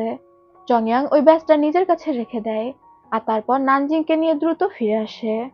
বাড়িতে এসে চংয়াং নানজিং এর অনেক সেবা যত্ন করে, আর মনে মনে ভাবছিল, তুমি কে, হুট করে আমার জীবনে আসলে, তোমার জন্য আমি এত কেন কেয়ার করি, তুমি আমার পাশে থাকলে আমার এত কেন ভালো লাগে, আর তুমি বা আমার জন্য এত কেন কেয়ার করো। এগুলো চিন্তা করতে করতে চংয়াং সেখান থেকে উঠে যায়। অন্যদিকে নানজিংও অচেতন অবস্থায় চিন্তা করছিল, আমি তো শুধুমাত্র চেয়েছিলাম তোমাকে বিয়ে করতে, যাতে করে আমার আয়ু বাড়ে, কিন্তু আমি সত্যি সত্যি তোমার প্রেমে পড়ে যাচ্ছি। এরপরেই দেখা যায় চংয়াং মেংকে ডেকে পাঠিয়েছে, আর ও মেংকে ডেকে জিজ্ঞাসা করছে, তুমি কি ভালোবাসার ফুল নামে কোনো বিষয় শুনেছো। মেং তখন বলে, শহরে এমন একটা গুজব রয়েছে, যদি ওই ভালোবাসার ফুল কোনো মেয়ে কোনো ছেলেকে এনে দেয়, তাহলে ওই ছেলে মেয়েটার জন্য পাগল হয়ে যাবে, তবে আমি এসবে বিশ্বাস করি না। চংয়াং তখন মেংকে বলে, তোমরা তো মিয়াও রিজিয়নের সদস্য, আর তোমরা কালো জাদুতে পারদর্শী ছিলে, তাই না? তুমি কি কালো জাদু সম্পর্কে কিছু জানো? মেং তখন একটু থতমত খেয়ে যায়। ও জানায় ওর দাদার মৃত্যুর পর কালো জাদুর সমস্ত সামগ্রী হারিয়ে গিয়েছে, তাই ওদের জেনারেশনের কেউই আর কালো জাদু সম্পর্কে কিছু জানে না। চংয়াং মেংকে ওর ব্যাজটা দেখিয়ে বলে, এটা তো তোমাদের ফ্যামিলির, তুমি ছাড়া এই ব্যাজগুলো কার কার কাছে আছে? মেং জানায় ওর প্যালেসের অনেক কর্মচারীদের কাছেই এই ধরনের ব্যাজ রয়েছে। চংয়াং তখন মেংকে বলে, একটু সাবধানে থেকো, তোমার আশেপাশে কেমন টাইপ মানুষ রয়েছে একটু নজরে রেখো। মেং তখন সেখান থেকে চলে যায়। চংয়াং মনে মনে ভাবতে থাকে, মেং কখনোই কালো জাদু করতে পারে না, ওকে দেখে তো তেমন মনেই হয় না, নিশ্চয়ই এটা মেং এর প্যালেসের অন্য কারো কাজ। তবে আসার সময় মেং এর নানজিং এর সাথে দেখা হয়ে যায়। নানজিং অবাক হয়ে মেংকে বলে, আপনি এখানে? আপনি আর চংয়াং কি পরিচিত? মেং মুস্কি হেসে জানায় ওরা পরিচিত, আর তারপর সেখান থেকে চলে যায়। নানজিং এগিয়ে এসে চংয়াংকে জিজ্ঞাসা করে, মেং এখানে কেন এসেছিল? চংয়াং তখন জানায় বহু বছর আগে সে মেং এর দাদাকে বাঁচিয়েছিল, আর তখন থেকেই মেং এর পুরো পরিবার ওর সেবা যত্ন করে। এটা শুনে নানজিং খুশি হয়ে বলে, মেংরা এত সম্ভ্রান্ত ফ্যামিলি, অথচ তারা আপনার হেল্পার, আপনি তো সত্যি অনেক শক্তিশালী। তবে ওই বাগানের ব্যাপারে কি ভাবলেন? আমি ওই বাগানে যে পদ্মগুলো দেখেছিলাম সেগুলো আমি মেং ফ্যামিলিতে ডেলিভারি দিয়েছিলাম, আমার মনে হয় ওই বাগানটা মেং ফ্যামিলির কারো। তবে চংয়াং নানজিংকে বলে এই ব্যাপারে বেশি না ভাবতে। এদিকে মেং বাড়িতে এসে টেনশন করছিল যে চংয়াং ওকে সন্দেহ করেছে কিনা। মেং এর অ্যাসিস্ট্যান্ট তখন বলে, আপনার তো চংয়াং এর সাথে ভাইয়ের মতো সম্পর্ক, সে কি এত সহজে আপনাকে সন্দেহ করবে? মেং তখন বলে, এখনো হয়তো সে আমাকে সন্দেহ করেনি, তবে ভাইয়ের মতো সম্পর্ক, যেদিন ও আমাকে হুয়ালিংকে বাঁচাতে সাহায্য করেনি সেদিন থেকেই আমি ওকে ঘৃণা করি। তবে নানজিং নামের মেয়েটাকে আমি ওর প্যালেসে দেখলাম, এবং ওদের দুজনকে বেশ ক্লোজই মনে হলো, তুমি এই ব্যাপারে একটু খোঁজ খবর করো। এরপর আমাদের পরদিন সকালের দৃশ্য দেখানো হয়। নানজিং সোফায় বসে বসে ওর হাতের ব্যান্ডেজ খুলছিল, যেখানে গতকাল রাতে জু প্যারাসাইট কামড় দিয়েছে। কিন্তু পেছন থেকে সে মেং এই বিষয়টা দেখে ফেলে, আর মেং যেহেতু একটা ক্লিনিক চালাতো, ও তো খুব ভালো করেই জানে যে এটা কিসের কামড়। মেং সেখানে এসেছিল চংয়াং এর জন্য চা নিয়ে। ও তখন নানজিং এর হাতের ক্ষত দেখে নানজিংকে একটা ওষুধ দেয়। নানজিং ওষুধটা পেয়ে অনেক খুশি হয়ে যায়। ও তো আর জানতো না যে মেং কেমন মানুষ। ও বারবার মেংকে ধন্যবাদ দিতে থাকে। তখনই সেখানে চংয়াং চলে আসে। মেং জানায় সে চংয়াং এর জন্য চা নিয়ে এসেছে। এরই মধ্যে সেখানে শেং আর ইংও চলে আসে। মেং শেং এর জন্য ড্রিঙ্ক উপহার নিয়ে এসেছিল, কিন্তু শেং চিন্তা করে নানজিং এর সাথে সে ড্রিঙ্ক করে একদম অজ্ঞানী হয়ে গিয়েছিল, আর নানজিং তাকে দিয়ে ভাবি ডাকিয়ে নিয়েছে, তাই সে রাগ করে ওই ড্রিঙ্কটা অ্যাকসেপ্ট করে না। অন্যদিকে ইং এর জন্য সুন্দর একটা স্কার্ফ এনেছিল, যেটা ইং নিয়ে নেয়, আর বাকি রয়েছে চংয়াং এর জন্য চা পাতা। চংয়াং আর মেং একসাথে বসে চা খেতে। চংয়াং মেংকে বলে, অনেক বছর হয়েছে হুয়ালিং মারা গিয়েছে, এখন তো এই বিষয়গুলো বাদ দেওয়া উচিত, তোমার উচিত সামনে এগিয়ে যাওয়া। তুমি কি নতুন কোনো মেয়েকে পছন্দ করেছো? বিয়ে করার কথা ভেবেছো? মেং তখন চংয়াংকে বলে, আপনার প্যালেসে আমি নতুন একটা মেয়েকে দেখেছি। চংয়াং বলে, নানজিং, তুমি কি ওকে পছন্দ করো? মেং তখন বলে, আরে না না, আমি ওকে নিয়ে তেমন কিছু ভাবিনি, আপনি কথা তুললেন তাই বললাম। মেং আসলে দেখার চেষ্টা করছিল যে চংয়াং এর রিয়াকশনটা কেমন হয়, আর চংয়াং সেটা দেখিয়েও দিয়েছে। মেং বুঝতে পেরে যায় চংইয়ং নানজিংকে পছন্দ করে। এরপর আমাদের পরদিন সকালের দৃশ্য দেখানো হয়। নানজিং খুব ভালোবেসে চংইয়ং এর জন্য রান্না করেছে। ইং তখন রান্নাঘরে ঢুকতে ঢুকতে বলে, আমি তো ভাবলাম চংইয়ং নতুন মেইড রেখেছে, এখন দেখছি তুমি। নানজিং তখন মুচকি হেসে বলে, হ্যাঁ মেইডই তো, আমি চংইয়ং এর পার্সোনাল মেইড। নানজিং এর এমন চটাং চটাং উত্তর শুনে ইং তো সবসময় হিংসায় জ্বলে পুড়ে মরতো, কারণ ইং চংইয়ংকে ভালোবাসতো। ইং তখন নানজিংকে বলে, তুমি এমন লজ্জা ছাড়া কেন? এই বাড়িতে তোমার একটা রুমও নেই, তাও তুমি এখানেই পড়ে থাকো। নানজিং তখন বলে, আমার রুম দিয়ে কি হবে, আমি তো চংইয়ং এর রুমেই থাকতে পারি। এরই মধ্যে সেখানে শেং আসতে আসতে বলে, এত সুন্দর ঘ্রাণ বের হয়েছে, কি রান্না হয়েছে আজ? কিন্তু যখন এসে জানতে পারে রান্নাগুলো নানজিং করেছে, শেং এর তো মুডটাই নষ্ট হয়ে যায়। নানজিং তখন বলে, আমি তোমাদের জন্য রান্না করিনি, শুধুমাত্র চংইয়ং এর জন্য রান্না করেছি, তাই এত বেশি রিয়াক্ট করার প্রয়োজন নেই। শেং নানজিংকে বলে, আমরা চাই না তুমি এই বাড়িতে থাকো, তুমি তোমার জিনিসপত্র গুছিয়ে এখান থেকে চলে যাও। নানজিং তখন বলে, তোমরা না চাইলে কি হয়েছে, যতক্ষণ চংইয়ং চায় ততক্ষণ আমি এই বাড়িতেই থাকবো। নানজিং ইচ্ছা করে হেসে হেসে ওদের সাথে ঝগড়া করছিল। সে শেংকে বলে, ঝগড়া অনেক হয়েছে, এবার টেস্ট করে দেখো রান্না কেমন হলো। শেং তখন বলে, আমি খাবো না, যদি তুমি এর মধ্যে কিছু মিশিয়ে দিয়ে থাকো। নানজিং তখন মুচকি হেসে শেংয়ের দিকে একটা গ্লাস এগিয়ে দিয়ে বলে, যদি আমি কিছু মিশিয়ে দিয়ে থাকি তাহলে কি তুমি ভয় পাচ্ছ খেতে? শেং তখন মাথা মোটার মতো বলে, কেন আমি ভয় পাবো, এখনই খেয়ে দেখাচ্ছি। আর ওই ড্রিঙ্কটা খেয়ে নেয় আর দেখতে পায় ড্রিঙ্কটা খুবই মজা। নানজিং তখন জানায় এটা সাধারণ চিনির পানি, এতে কোনো অ্যালকোহলও নেই। শেংয়ের তো নানজিং এর রান্না খুব ভালো লেগে যায়, কিন্তু ও সেটা মুখে প্রকাশ করতে পারে না। এদিকে আমরা চংয়াংকে দেখি যে একা একা বসেছিল, আর ও খুবই টেনশন করছিল, কারণ ওর শক্তি দিন দিন কমে আসছে। ও বুঝতে পারছে না কেন ওর শক্তি কমে আসছে। প্রথম দিন ও তাওকুনের সাথে যুদ্ধ করতে পারছিল না, আর দ্বিতীয় দিন ও ফায়ারফ্লাইকে আটকাতে গিয়ে অনেকটা দুর্বল বোধ করছিল। ও চিন্তা করতে থাকে, সামান্য ফায়ারফ্লাই আটকাতেই আমি হিমশিম খাচ্ছি, তাহলে কি আমার মৃত্যুর সময় এগিয়ে আসছে? এরই মধ্যে সেখানে নানজিং আসে। নানজিং এসে মুচকি হাসতে হাসতে চংয়াং এর পাশে দাঁড়ায়। চংয়াং তখন বলে, কি ব্যাপার, তুমি কি আবারও শেং আর ইং এর সাথে ঝগড়া করে আসলে? নানজিং তখন বলে, আমার ওদের সাথে ঝগড়া করতে বেশ ভালোই লাগে। আমি অনেক শহরে ঘুরে বেরিয়েছি ওনগি ক্লানের সদস্যদের খোঁজে, আর সবসময় তো একা ঘুরতাম। কখনোই আমি আমার ঘরে কারোর সাথে গল্প করা বা কথা বলার মতো মানুষ পাইনি।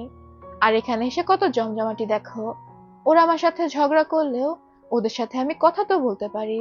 আমার তো ইচ্ছা হয় সারা জীবন এভাবেই কাটিয়ে দিতে। এটা শুনে চংয়াং এর মন খারাপ হয়ে যায়। ও মনে মনে চিন্তা করতে থাকে, সারা জীবন হয়তো আমি সেটা পারবো না, আমার মৃত্যুর সময় এগিয়ে আসছে। নানজিং খুশি হয়ে চংয়াংকে বলে, আমার মনে হয় তুমি আমাকে পছন্দ করো, তাই না? তাহলে তুমি এটা আমার কাছে প্রকাশ করো না কেন? কিন্তু চংয়াং কোনো কথা বলে না। এই কারণে নানজিং এর একটু মন খারাপ হয়, আর ও মন খারাপ করে সেখান থেকে চলে আসে। ও বুঝতে পারে চংয়াং ওকে পছন্দ করে না।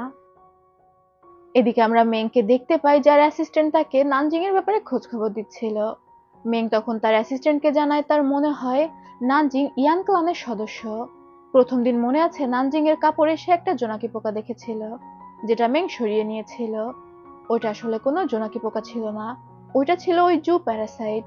ইয়ান ক্লানের সদস্যরা জু প্যারাসাইটকে আকৃষ্ট করতে পারে, এবং গতদিন যখন ও নানজিং এর হাতে জু প্যারাসাইটের কামড় দেখেছে, ও অনেকটা নিশ্চিত হয়ে গিয়েছিল যে নানজিং ইয়ান ক্লানের।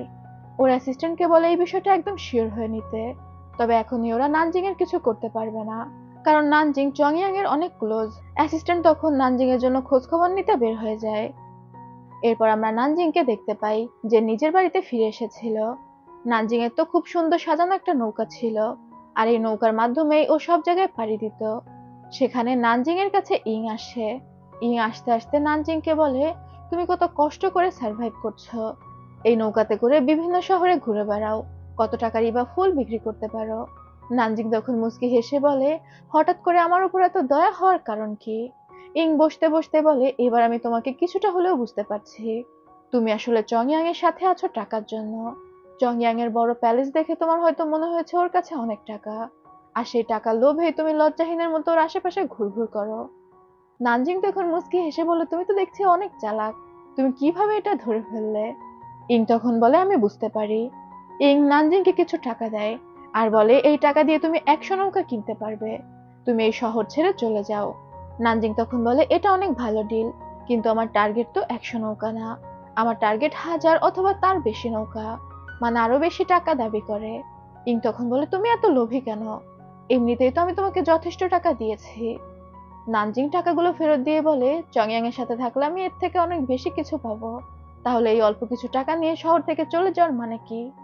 এবার ইং রেগে গিয়ে নানজিংকে বলে, তুমি শহর থেকে যাবে কিনা বলো, আমি তোমাকে শেষবারের মতো বলছি।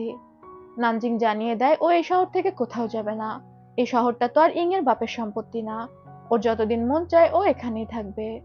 ইং তখন রেগে সেখান থেকে চলে যায়। এরপরে আমাদের রাতের বেলার দৃশ্য দেখানো হয়। চংয়াং আর মেং গল্প করতে করতে হাঁটছিল। এদিকে নানজিং এর প্রচন্ড মন খারাপ, ও ড্রিঙ্ক করতে করতে একটা ফাঁকা রাস্তা দিয়ে হাঁটছে। তখনই দুইটা গুন্ডা ওর উপর অ্যাটাক করে দেয়। নানজিং বলে, ওর কাছে কোনো টাকা নেই, এই গুন্ডাগুলো ওর উপর কেন অ্যাটাক করছে? গুন্ডাগুলো তখন বলে, ওদেরকে কেউ টাকা দিয়েছে নানজিংকে ভয় দেখিয়ে শহর থেকে তাড়িয়ে দেওয়ার জন্য, আর যদি তাতে নানজিং রাজি না হয় তাহলে ওকে মেরেও ফেলতে পারে। নানজিং তখন বলে, আমি এই শহর থেকে চলে যাব, দয়া করে আমার কোনো ক্ষতি করো না। কিন্তু সেখানকার একটা গুন্ডা বলে, ও তো দেখতে অনেক সুন্দর, ওকে অন্য কাজে লাগানো যায়। নানজিং ভয়ে সেখান থেকে পালানোর চেষ্টা করে, কিন্তু ছেলে দুটো ওকে ধরে ফেলে এবং ওকে কিডন্যাপ করে নেওয়ার চেষ্টা করে। নানজিং চিৎকার দিয়ে সাহায্য চায়, আর চংয়াং ওই চিৎকারটা শুনতে পেয়ে যায়। গুন্ডাগুলো তো নানজিং এর মুখ বেঁধে ফেলেছিল, কিন্তু সঠিক সময়ে চংয়াং আর মেং সেখানে চলে আসে। চংয়াং ওই গুন্ডাগুলোকে ইচ্ছা মতো ধুলাই দিয়ে জিজ্ঞাসা করে ওদেরকে কে পাঠিয়েছে। ওই গুন্ডাগুলো তখন বলে একটা মেয়ে ওদেরকে ভাড়া করেছে, সে একজন সুপারস্টার। অন্যজন বলে তার নাম হয়তো ইং। চংয়াং তখন ওদেরকে সেখান থেকে চলে যেতে বলে, তবে ইং যে পাঠিয়েছে এটা তো নানজিংও আগে টের পেয়েছিল। এদিকে মেং নানজিং এর দিকে হাত বাড়িয়ে দেয়। নানজিং মেং এর হাত ধরে উঠে দাঁড়ায়। দেখা যায় চংয়াংও হাত বাড়িয়ে দাঁড়িয়েছিল, কিন্তু নানজিং তো মেং এর হাত ধরে উঠে গিয়েছে। নানজিং চংয়াংকে বলে এই গুন্ডাগুলোকে ইং পাঠিয়েছে, আমি আশা করি আপনি এটা যথাযথ এক্সপ্লেনেশন দিবেন। চংয়াং নানজিংকে বলে তুমি আমার সাথে এভাবে কেন কথা বলছো। নানজিং কোনো কথা না বাড়িয়ে সেখান থেকে চলে যেতে চায়। মেং নানজিংকে বলে সে পৌঁছে দিবে কিনা, তবে নানজিং মেংকে ধন্যবাদ দিয়ে একা একাই সেখান থেকে চলে যায়। চংয়াং এর বিষয়টা অনেক খারাপ লাগে, আর মেংও এই বিষয়টা বুঝতে পারে। ও মনে মনে চিন্তা করতে থাকে খুবই ভালো, তুমি যত বেশি ওর প্রেমে পড়বে তত বেশি তোমার দুঃখ হবে। আমি যে দুঃখটা পেয়েছি সেই দুঃখ ফিল করার জন্য তৈরি হয়ে যাও। চংয়াং ইংকে ডেকে জিজ্ঞাসা করে ও কি দুইজন গুন্ডা ভাড়া করে নানজিংকে এই শহর থেকে তাড়ানোর চেষ্টা করেছে কিনা। প্রথমে তো ইং ইতস্তত করছিল। চংয়াং ঝাড়ি মেরে বলে আমি তোমাকে মিথ্যা বলা শিখাইনি, তাই সত্যিটা বলো। ইং এবার স্বীকার করে যে ও নানজিংকে হিংসা করে। নানজিং সারাক্ষণ চংয়াং এর আশেপাশে ঘুরঘুর করে, এটা ওর একদমই পছন্দ না। তাই ও গুন্ডা ভাড়া করেছিল যাতে ওই গুন্ডারা নানজিংকে ভয় দেখিয়ে শহর থেকে তাড়িয়ে দেয়। চংয়াং তখন বলে নেক্সট টাইম নানজিংকে দেখলে ওর কাছে ক্ষমা চাইবে, এখন এখান থেকে চলে যাও। ইং রাগে ফুঁসতে ফুঁসতে সেখান থেকে চলে যায়। এরপরেই দেখা যায় ইং এর কাছে একটা চিঠি এসেছে। মেং ইংকে চিঠি লিখে দেখা করার জন্য বলেছে, আর ইং যায় মেং এর সাথে দেখা করতে। মেং প্রথমে ইংকে একটা স্কিন কেয়ার প্রোডাক্ট গিফট করে। এখন ইং তো অনেক বড় সুপারস্টার, সে বলে তোমার প্রোডাক্ট কি আমি ভরসা করে ব্যবহার করতে পারি। মেং জানা একবার ব্যবহার করেই দেখুন, আপনি এটার প্রেমে পড়ে যাবেন। এরপর মেং ইংকে জিজ্ঞাসা করে সে নানজিংকে কেন পছন্দ করে না, দুইজন গুন্ডা ভাড়া করে সে নানজিংকে কেন তাড়াতে চাচ্ছিল। এটা শুনে ইং রেগে যায়, বলে যে তুমি নিজের চরকায় তেল দাও, তুমি কেন আমার বিষয় নিয়ে ইন্টারফেয়ার করছো। তুমি ভুলে যেও না তুমি চংয়াং এর চাকর। এটা শুনে মেং এর একটু খারাপ লাগে। সে ইংকে জিজ্ঞাসা করে আপনি চংয়াং এর কে। ইং তখন বলে আমার যখন 8 বছর বয়স তখন চংয়াং আমাকে নিয়ে এসেছে, আমি ওর ফ্যামিলি মেম্বার। খুব সম্ভবত ইং হচ্ছে এতিম এবং চংয়াং ওকে লালন পালন করেছে।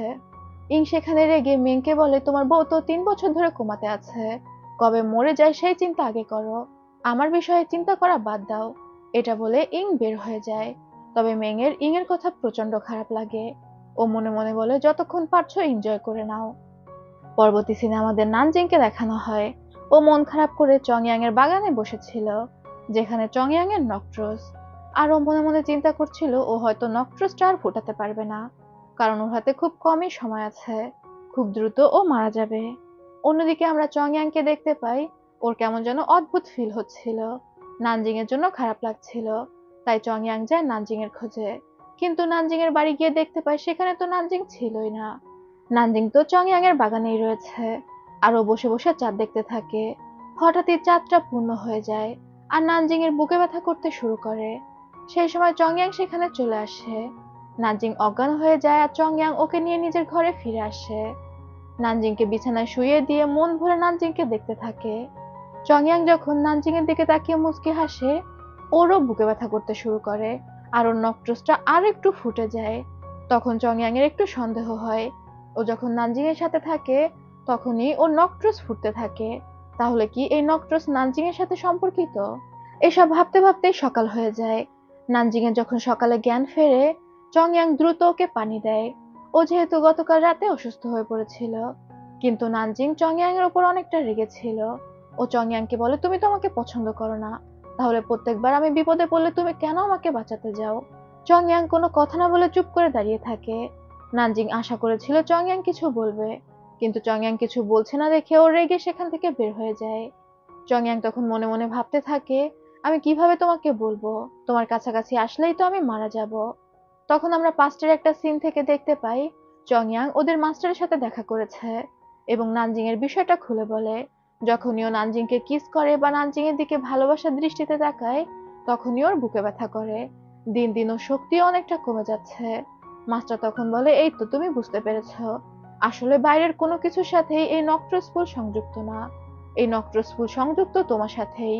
তুমি যখন কারো প্রেমে পড়বে, কাউকে সত্যিকারে ভালোবাসবে, তখনই এই নক্ট্রাসটা ফুটতে শুরু করবে। এটাই তো অঙ্গিক্লানের অভিশাপ। তুমি যখনই কারো প্রেমে পড়বে দুর্বল হতে থাকবে, আর একটা সময় তোমার শক্তি কমতে কমতে সাধারণ মানুষের মতো হয়ে যাবে। তখন তোমার সূর্যের আলোতেও কোনো সমস্যা হবে না। আর এই বিষয়টা জানার পর স্বাভাবিকভাবে চংয়াং অনেকটা চিন্তিত হয়ে পড়ে। ও কনফিউজড হয়ে গিয়েছিল যে ও এখন কি করবে। ও তো এবার নানজিংকে ভালোবেসে বাঁচার চিন্তা করছিল। চংয়াং সেখানে চুপচাপ দাঁড়িয়ে নানজিংকে বের হয়ে যেতে দেখে। এরপর আমাদের পরদিন সকালের দৃশ্য দেখানো হয়। নানজিং এর কাছে মেং আসে দেখা করতে। নানজিং মেংকে দেখে অবাক হয়ে জিজ্ঞাসা করে, মেং এখানে কেন এসেছে? মেং তখন জানায় ও এদিক থেকেই যাচ্ছিল। ও শুনেছে নানজিং এর বাড়িতে অনেক গাছ রয়েছে, তাই নানজিং এর বাগান দেখার জন্য এখানে এসেছে। নানজিং এই বিষয়টা নিয়ে খুব একটা কথা বাড়ায় না। তবে মেং এসেছিল নানজিংকে পরীক্ষা করতে। ওর হাতের মধ্যে থেকে একটা জু প্যারাসাইট বের করে দেয়, যেটা সত্যি সত্যি নানজিং এর গায়ে গিয়ে বসে। নানজিং পোকা ভেবে নিজের গা থেকে প্যারাসাইটটা সরিয়ে দেয়। আর এরপর ওরা বসে চা খেতে। মেং নানজিং এর জন্য একটা ক্রিম নিয়ে এসেছিল, যে ক্রিম ও ইংকে উপহার দিয়েছে। নানজিং তো প্রথমে সেটা নিতে চায় না, তবে মেং এর জোরাজুরিতে নিতে বাধ্য হয়। এরই মধ্যে মেং খেয়াল করে জু প্যারাসাইটটা নানজিং এর ঘাড়ের মধ্যে দিয়ে নানজিং এর বডিতে প্রবেশ করেছে।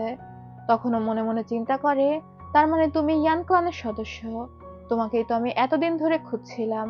তোমার শরীরে আমি গোল্ডেন জু প্যারাসাইট লালন করতে পারবো, যার মাধ্যমে আমি আমার হুয়ালিংকে জাগাতে পারবো। এতদিন ধরে মেং বিভিন্ন মেয়েদের কিডন্যাপ করত, শুধুমাত্র ইয়ান ক্লানের একটা মেয়েকে খুঁজে পাবে এই আশায়।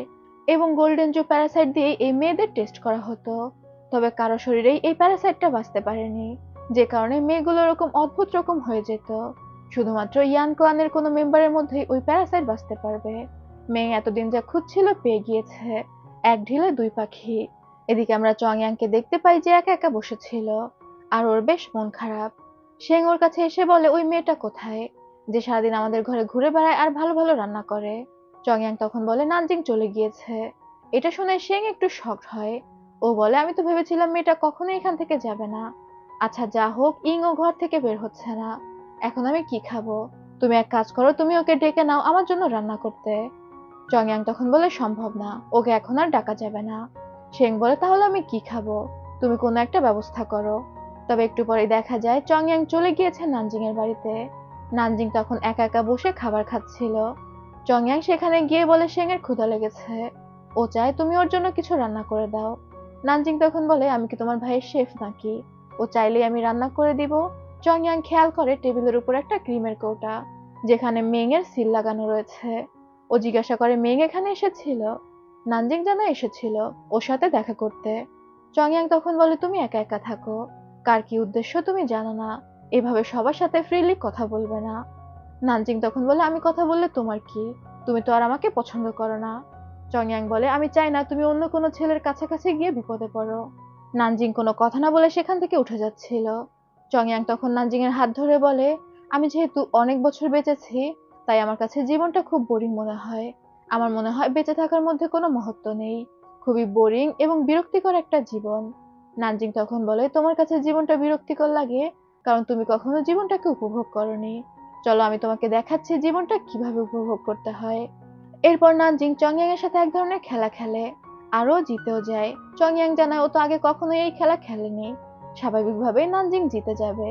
ও শুধুমাত্র দাবা খেলে।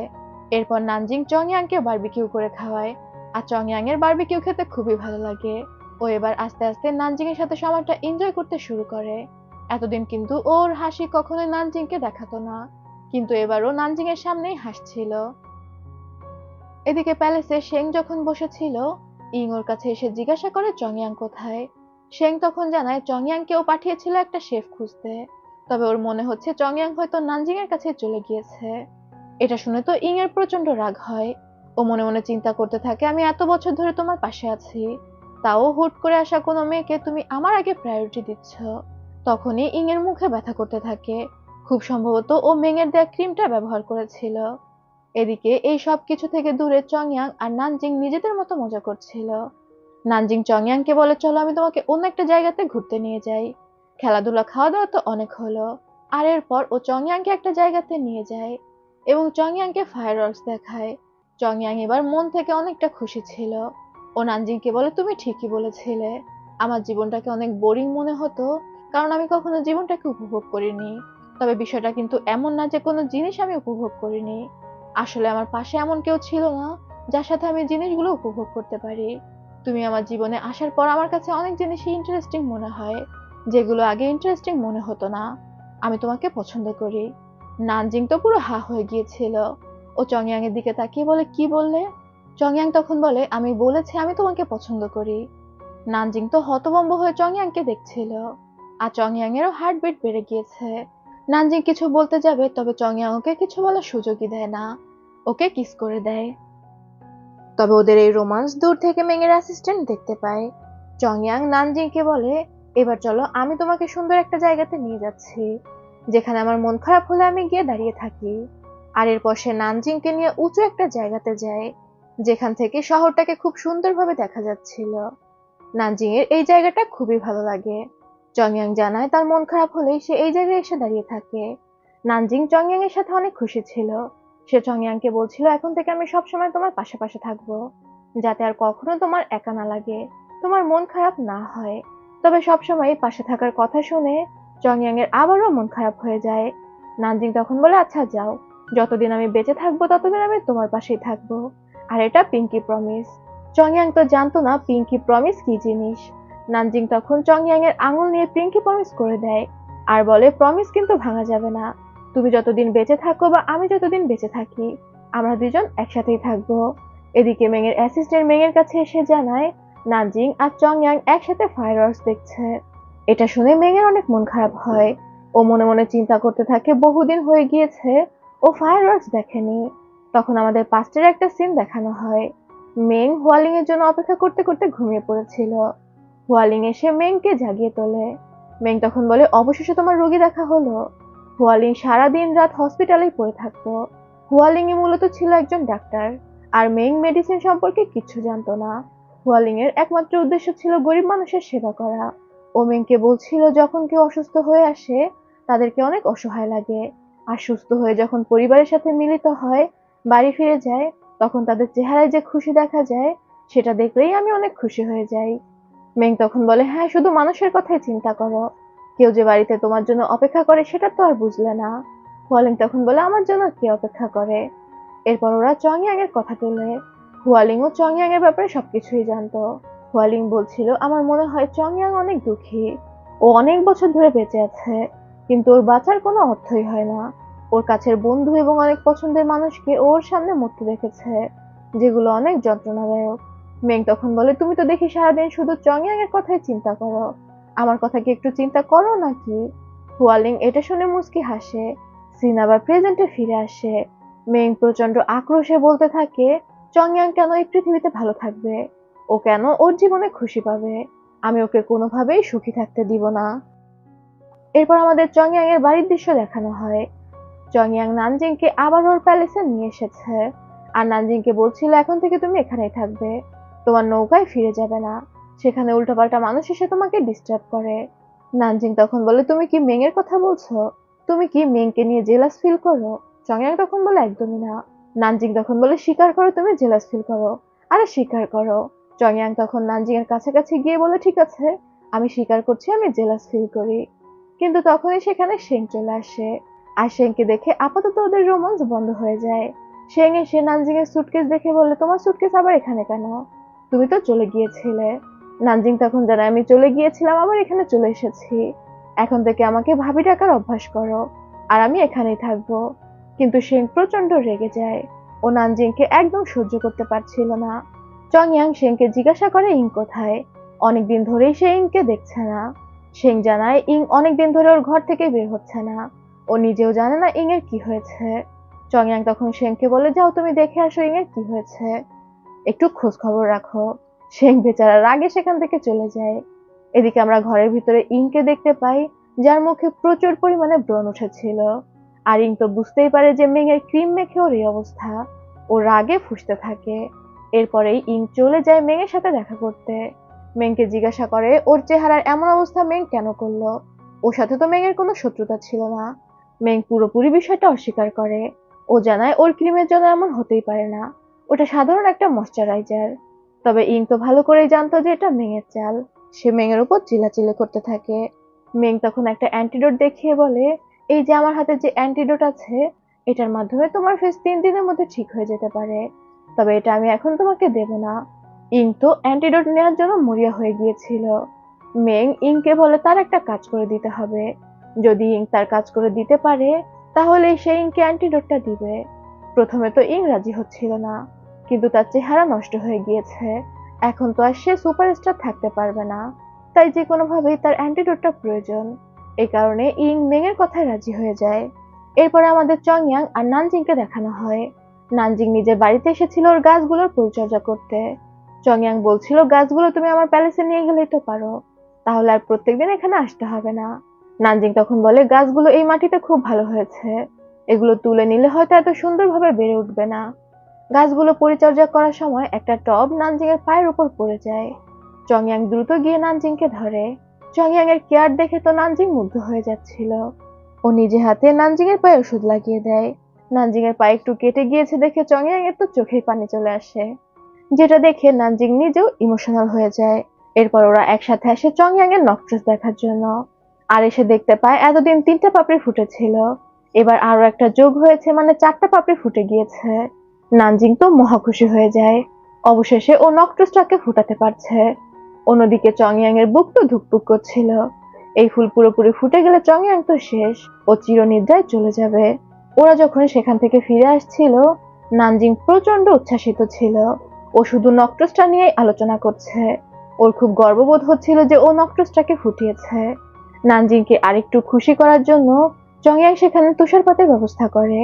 তবে নানজিং এবার বুঝতে পেরে যায় যে এই তুষারপাতটা চংয়াং এ করাতো। ইভেন প্রথম দিনও যে তার উপর তুষারপাত হয়েছিল, সেটা চংয়াং এ করিয়েছিল। চংয়াং তাকে ভালোবাসে, তবে এই বিষয়টা প্রকাশ করে না। চংয়াং নানজিং এর খুশি দেখে তো মুচকি মুচকি হাসছিল, কিন্তু হুট করে তুষারপাত বন্ধ হয়ে যায়। নানজিং মন খারাপ করে বলে, কি ব্যাপার, তুষারপাত কেন বন্ধ হয়ে গেল? চংয়াং তখন আবারও চেষ্টা করে তুষারপাত করানোর, কিন্তু সে করতে পারছিল না। চংয়াং এর পাওয়ার আস্তে আস্তে কমে যাচ্ছে। চংয়াং এর তখন প্রচন্ড মন খারাপ হয়। এরপর চংয়াং একা একা ওর বাগানে যায় এবং হাত দিয়ে একটা পাথর সরানোর চেষ্টা করে, কিন্তু ওই পাথর তো চংয়াং সরাতে পারে না, উল্টে ওর হাতেই আঘাত পেয়ে যায়। চংয়াং বুঝতে পারে যে ওর অবস্থা দিন দিন প্রচন্ড খারাপের দিকে যাচ্ছে। এরপর আমাদের পরদিন সকালের দৃশ্য দেখানো হয়। শেং, চংয়াং আর নানজিং তিনজনে একসাথে খেতে বসেছে, কিন্তু নানজিং আর চংয়াং এর তো রোমান্সই শেষ হচ্ছে না। এটা দেখে শেং এর অনেকটা বিরক্ত লাগে। এই সমস্ত খাবার নানজিং তৈরি করেছিল। চংয়াং যে খাবারটা নিতে যায়, শেং আটকে দেয়। শেং তখন জানায় ওই খাবারটা ও নিতে চায়। চংয়াং নিজে হাতে শেং এর প্লেটে খাবার তুলে দেয়। নানজিং তখন বলে, না তুমি খাচ্ছ না, তোমার ভাইকে খেতে দিচ্ছ। ও উঠে গিয়ে চংয়াংকে বলে, চলো আমরা বাইরে খেতে যাই। শেং তখন বলে, আমিও যাব। নানজিং এবার ইচ্ছা করে চংয়াং এর গায়ে হাত বুলিয়ে বলে, আমরা দুইজন তো রোমান্স করব, আমার কোনো আপত্তি নেই তোমার সামনে রোমান্স করতে, কিন্তু তোমার ভালো লাগবে তো? শেং তখন প্রচন্ড বিরক্তি নিয়ে চুপ করে থাকে। একটু পরে দেখা যায় শেং অন্ধকার ঘরে বসে আছে। চংয়াং শেং এর কাছে এসে বলে, তোমার কি হয়েছে, তুমি কেন নানজিংকে সহ্য করতে পারছো না? শেং তখন বলে, ছোটবেলা থেকে আমি তোমার ফ্যামিলি, আমি আর ইং তোমার একমাত্র ক্লোজ। হুট করে এই মেয়েটা কোথা থেকে এসে উড়ে বসেছে, তুমি তাকে এত বেশি প্রায়োরিটি দিচ্ছ। তুমি ভুলে যেও না, সে তোমার জীবনে শুধুমাত্র একজন পথিক। চংয়াং তখন বলে, শেং আমি সত্যি নানজিংকে ভালোবাসি। এটা শুনে শেং এর অনেক রাগ লাগে, আরো ঘর থেকে বের হয়ে যায়। কিন্তু তখনই নানজিং ভিতরে আসছিল। নানজিং ভিতরে এসে চংয়াংকে বলে, আমি কি তোমার জীবনে শুধুমাত্র একজন পথিক? চংয়াং তখন বলে, তুমি কি বাইরে দাঁড়িয়ে কথা শুনছিলে? নানজিং চংয়াংকে বলে, আমি যদি তোমার জীবনে শুধুমাত্র পথিক না হই, তাহলে তুমি আমাকে কবে বিয়ে করছো? চংয়াং নানজিংকে সোফায় বসিয়ে ওর কাছাকাছি গিয়ে বলে, তাহলে কি তোমার মাথায় এটাই চলছে, কবে তুমি আমাকে বিয়ে করবে সেটা? নানজিং বলে, অবশ্যই, আমি তো সবসময় তোমার সাথে থাকতে চাই, কেন তুমি কি আমাকে বিয়ে করতে চাও না? চংয়াং তখন দুষ্টু ইঙ্গিত দিয়ে নানজিংকে বলে, তুমি আমাকে বিয়ে করে কি করবে? এরপর আবার আমাদের মেংকে দেখানো হয়। মেং হুয়ালিংকে নিয়ে চিন্তা করছিল। যেদিন ওদের প্রথম দেখা হয়, মেংয়ের যে বাগান ছিল পাহাড়ের উপরে, সেই বাগান থেকে হুয়ালিং একটা ঔষধি গাছ সংগ্রহ করছিল। মেং সেখানে এসে জিজ্ঞাসা করে, এখানে কে? হুয়ালিং ভয়ে ভয়ে দাঁড়িয়ে যায় আর বলে এই ঔষধি গাছটা আমার প্রয়োজন ছিল, এটা দেখে তুলে নিচ্ছিলাম, আমি জানতাম না এটা আপনার গাছ, আমি এটার টাকা দিয়ে দিচ্ছি। এটা বলে সে মেংয়ের হাতে 2টা কয়েন দেয়। তবে প্রথমবার দেখে হুয়ালিংকে পছন্দ করে ফেলেছিল মেং। মেং জিজ্ঞাসা করে হুয়ালিং কে। হুয়ালিং নিজের পরিচয় দেয়, সে একজন ডাক্তার, মেডিসিন প্র্যাকটিস করছে, তবে খুব বেশি অভিজ্ঞতা নেই। শহরের বাইরে ছোট্ট একটা গ্রামে সে মেডিসিন প্র্যাকটিস করে, সেখানকার গরিব লোকদের চিকিৎসা করে। মেং তখন জিজ্ঞাসা করে শহরের ভিতরে কেন করো না। হুয়ালিং জানায় শহরের ভিতরে সবাই জিসান ক্লিনিকে যায়। জিসান ক্লিনিক পরিচালনা করে মিস্টার মেং। তার যদিও মেডিসিন স্কিল নেই, তবে সে অনেক অভিজ্ঞ ডাক্তার দিয়ে হসপিটাল পরিচালনা করে, সবাই সেখানেই চিকিৎসা নিতে আসে। আমি সেসব ডাক্তারদের কাছে কিছুই না, তাই শুধু শুধু নিজেকে লজ্জা দেওয়ার জন্য সেখানে যাই না। হুয়ালিং কথাগুলো শেষ করে মেংকে জিজ্ঞাসা করে মেং এর পরিচয় কি। মেং তখন নিজের নাম বলে। হুয়ালিং লজ্জা পেয়ে যায় যে এতক্ষণ ও মেং এর সামনে মেং এর কথাই বলছিল, আর দ্রুত লজ্জা পেয়ে সেখান থেকে চলে যায়। পরদিনই মেং হুয়ালিংকে ডেকে পাঠায়। হুয়ালিং ভয়ে ভয়ে মেং এর প্যালেসে এসেছিল, ভাবছিল মেং আবার ওকে কি বলে। মেং হুয়ালিং এর কাছে আসে আর জানায় গতকালকের ঘটনার জন্য না, অন্য কারণে সে হুয়ালিংকে ডেকে পাঠিয়েছে। সে হুয়ালিংকে জিসান হসপিটালে নিয়োগ দিতে চায়। হুয়ালিং তো প্রথমে এই প্রস্তাবে অনেক খুশি হয়ে যায়, তবে পর মুহূর্তেই বলে মিস্টার মেং, আমি আপনার এই প্রপোজালটা খুব সহজেই মেনে নিতাম। এটা তো আমার স্বপ্ন ছিল জিসান হসপিটালের ডাক্তার হওয়া, কিন্তু আমি যে গ্রামে চিকিৎসা করছি সেখানে আর কোনো ডক্টর নেই।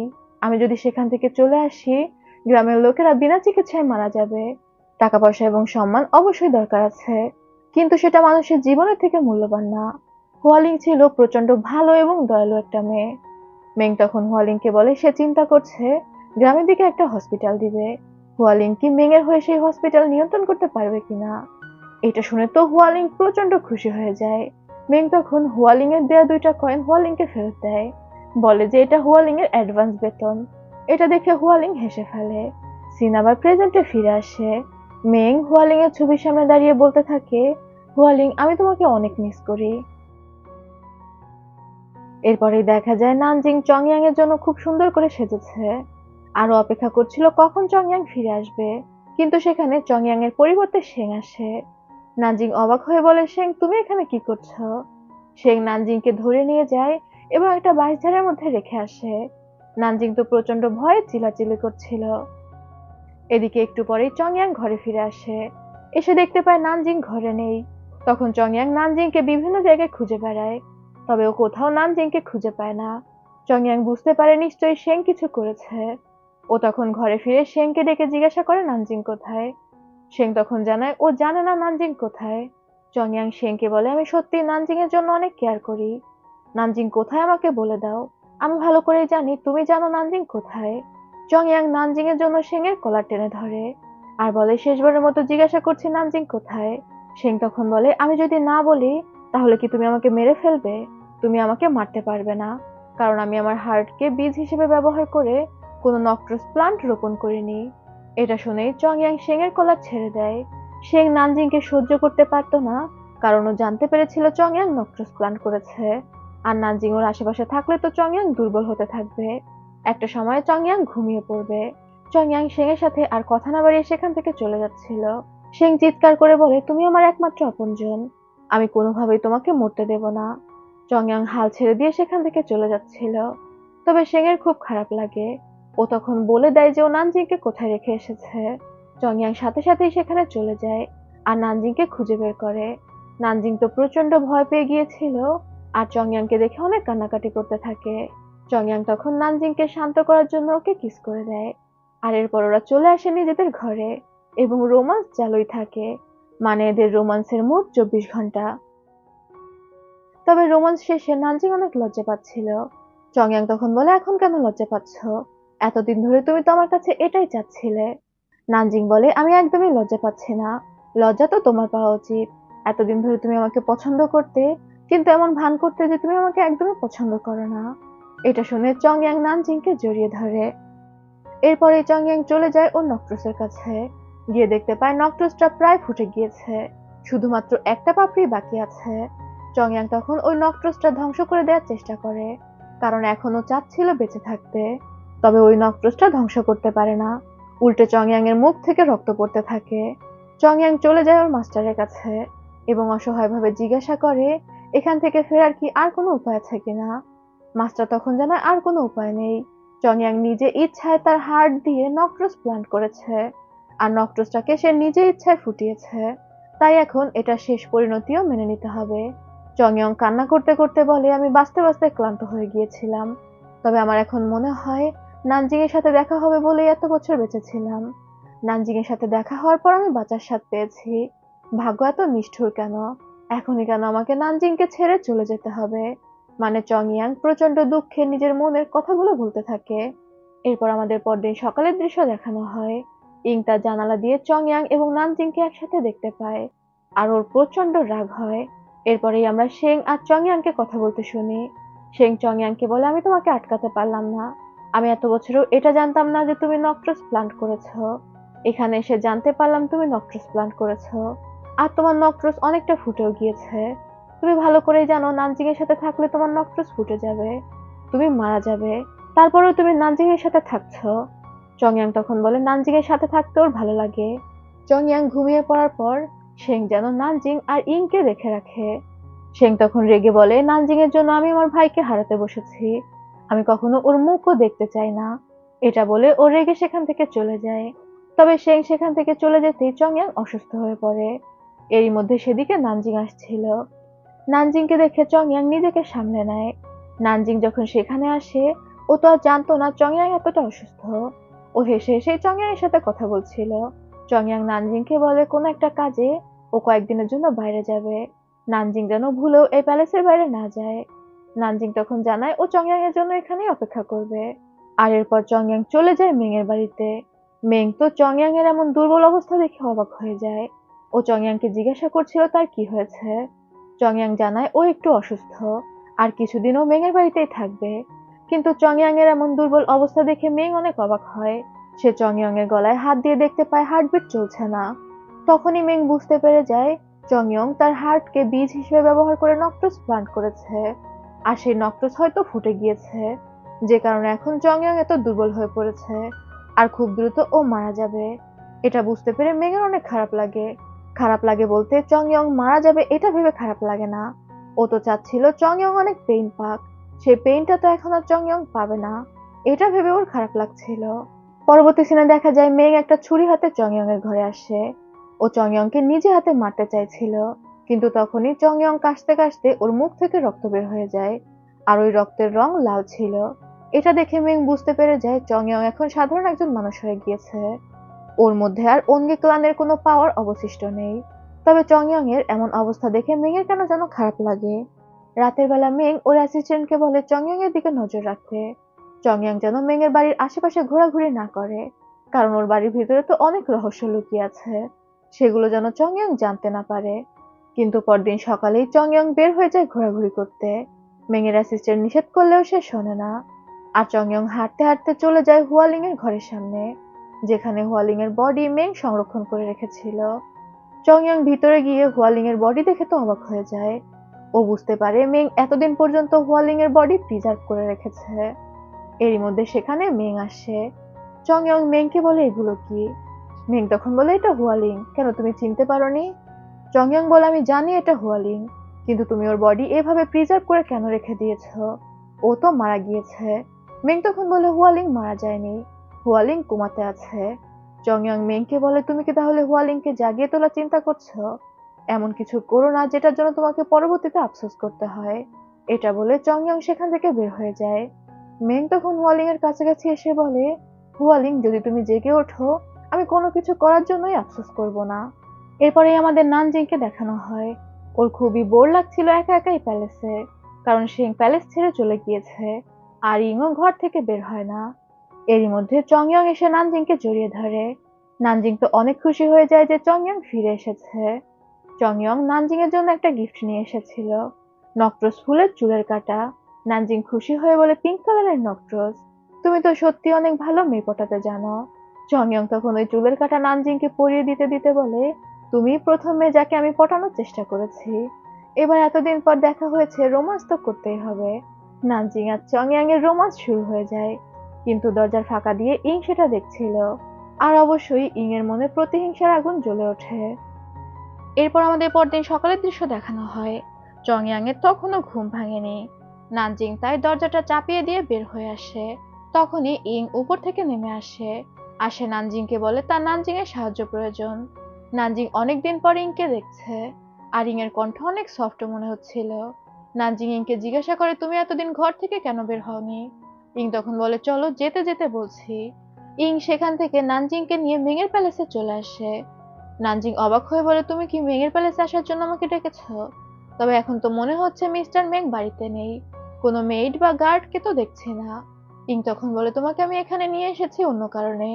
যেহেতু এখানে চলে এসেছো, আস্তে আস্তে সবকিছু জানতে পারবে। এত অধৈর্য হওয়ার কিছু নেই। এরই মধ্যে দুজন গার্ড এসে নানজিংকে ধরে ফেলে। নানজিং তো কিছুই বুঝতে পারছিল না। মেং সেখানে ঢুকতে ঢুকতে ইংকে বলে, ধন্যবাদ, অবশেষে তুমি আমার কাজটা করেই দিলে। নানজিং অবাক হয়ে মেংকে বলে, তাকে কেন ধরা হচ্ছে? মেং তো চংইয়ং এর বন্ধু। মেং তখন বলে, একটু পরেই সবকিছু জানতে পারবে। মেং নানজিংকে বেঁধে রাখে। ইং মেংকে বলে, এবার আমার অ্যান্টিডোটটা আমাকে দিয়ে দাও। মেং তখন বলে, কিসের অ্যান্টিডোট? আমার কাছে কোনো অ্যান্টিডোট নেই। ইং বুঝতে পারে মেং ওকে ঠকিয়েছে। ইং বলে, তুমি বলেছিলে নানজিংকে তোমার কাছে এনে দিলে তুমি আমার চেহারা ঠিক করে দিবে। ইং একদম মেং এর পায়ে পড়ে যায়, আর বারবার বলতে থাকে ওর চেহারা ঠিক করে দেওয়ার জন্য। তবে মেং ইংকে লাথি মেরে ফেলে দিয়ে বলে, ও ইং এর চেহারা ঠিক করে দিতে পারবে না। ইং তখন রেগে বলে, আমি এখনই চংইয়ং এর কাছে গিয়ে সবকিছু বলে দিচ্ছি। মেং তখন পেছন থেকে ইং এর পিঠে ছুরি মেরে দেয়। ইং নিজেও অবাক হয়ে যায়, আর নানজিং তো চিৎকার দিয়ে ওঠে। সে বারবার মেংকে বলছিল এমনটা না করতে। চংইয়ং জানতে পারলে সে মেংকে ছাড়বে না। এদিকে আহত অবস্থায় ইং নিজেকে টেনে বাইরে নিয়ে যাচ্ছিল, কিন্তু দরজার কাছে গিয়ে ও অজ্ঞান হয়ে যায়। নানজিং চিৎকার করে বলে, তুমি কি পাগল হয়ে গিয়েছো? মেং তখন বলে, এখন আর চিৎকার করে কোনো লাভ নেই, ইং মারা গিয়েছে। এরপর মেং নানজিংকে নিয়ে আসে হুয়ালিং এর ঘরে। নানজিং হুয়ালিংকে দেখে অবাক হয়ে বলে, এটা তোমার ওয়াইফ তাই না? মেং তখন বলে, হ্যাঁ, আর ওকে জাগানোর জন্য এই সব কিছু আমি করেছি। তোমার মধ্যে আমি গোল্ডেন জু প্যারাসাইট ঢুকিয়ে দিয়েছি, আর সেটা এতদিনে তোমার মধ্যে বড় হয়ে গিয়েছে। তোমাকে ধন্যবাদ, তোমার বডি না হলে আমি হয়তো হুয়ালিংকে জাগাতেই পারতাম না। মেং নিজের মনেই বলতে থাকে, এই গোল্ডেন জু প্যারাসাইট বড় করার জন্য আমি কত মেয়ের জীবন নিয়ে খেলেছি, কত মেয়েকে কিডন্যাপ করে তাদের উপর টেস্ট করেছি, কিন্তু কেউই আমাকে আশানুরূপ ফল দিতে পারেনি। শুধুমাত্র তোমার মাধ্যমেই আমি গোল্ডেন জু প্যারাসাইট বড় করতে পেরেছি, কারণ তুমি ইয়ান ক্লানের সদস্য। এবার নানজিং বুঝতে পারে শহরে ভালোবাসার ফুল নামে যে গুজব এবং মেয়েরা মিসিং হয়ে যেত, এই সব কিছু মেংয়ের কাজ ছিল। ও মেংকে জিজ্ঞাসা করে, এগুলো তাহলে তুমি করতে? মিং তখন বলে, এখন আর তোমার কাছে লুকিয়ে কি হবে? এই সব কিছু আমি করেছি শুধুমাত্র হুয়ালিংকে জাগানোর জন্য। আর আজ সেই দিন, আমার অপেক্ষার অবসান ঘটবে। হুয়ালিং জেগে উঠবে। তখনই দেখা যায় নানজিং এর বডি থেকে গোল্ডেন জু প্যারাসাইট বের হয়ে আসছে, আর সেটা হুয়ালিং এর বডিতে প্রবেশ করে। মেং অধীর আগ্রহে অপেক্ষা করছিল হুয়ালিং এ জেগে ওঠার। এদিকে চংইয়াং ঘুম ভেঙে নানজিংকে খোঁজাখুঁজি করছিল, তবে নানজিংকেও খুঁজে পায় না। হঠাৎই খেয়াল করে নানজিং এর পোশাকে গোল্ডেন জু প্যারাসাইটের লার্ভা রয়েছে। আরো বুঝতে পেরে যায় এই সবকিছুর পেছনে মেং রয়েছে। মেং নিশ্চয়ই নানজিং এর সাথে কিছু করেছে। তবে চংইয়াং এর মধ্যে এত শক্তি ছিল না যে ও মেংকে প্রতিরোধ করবে। চংইয়াং এর মুখ থেকে রক্ত পড়ছিল। নানজিং মেংকে জিজ্ঞাসা করে, হুয়ালিং এর এমন অবস্থা কিভাবে হলো? মেং তখন পুরো ঘটনা খুলে বলে, হুয়ালিং তো ডাক্তার হিসেবে অনেক ভালো ছিল, সবসময় মানুষের কথাই চিন্তা করত। একদিন ওরা জানতে পারে যে হুয়ালিং প্রেগনেন্ট। দুজনেই তো অনেক খুশি ছিল। তবে এবার তো হুয়ালিংকে রেস্ট নিতে হবে। কিন্তু হুয়ালিং নিজের খেয়াল না করে ডাক্তারি চালিয়ে যেতে থাকে, প্রচুর পরিমাণে রোগীদের সেবা যত্ন করতে থাকে। আর একদিন অ্যাক্সিডেন্টলি হুয়ালিং পড়ে যায়, যার কারণে ওর প্রচুর ব্লিডিং হচ্ছিল। হুয়ালিং অজ্ঞান হয়ে গিয়েছিল।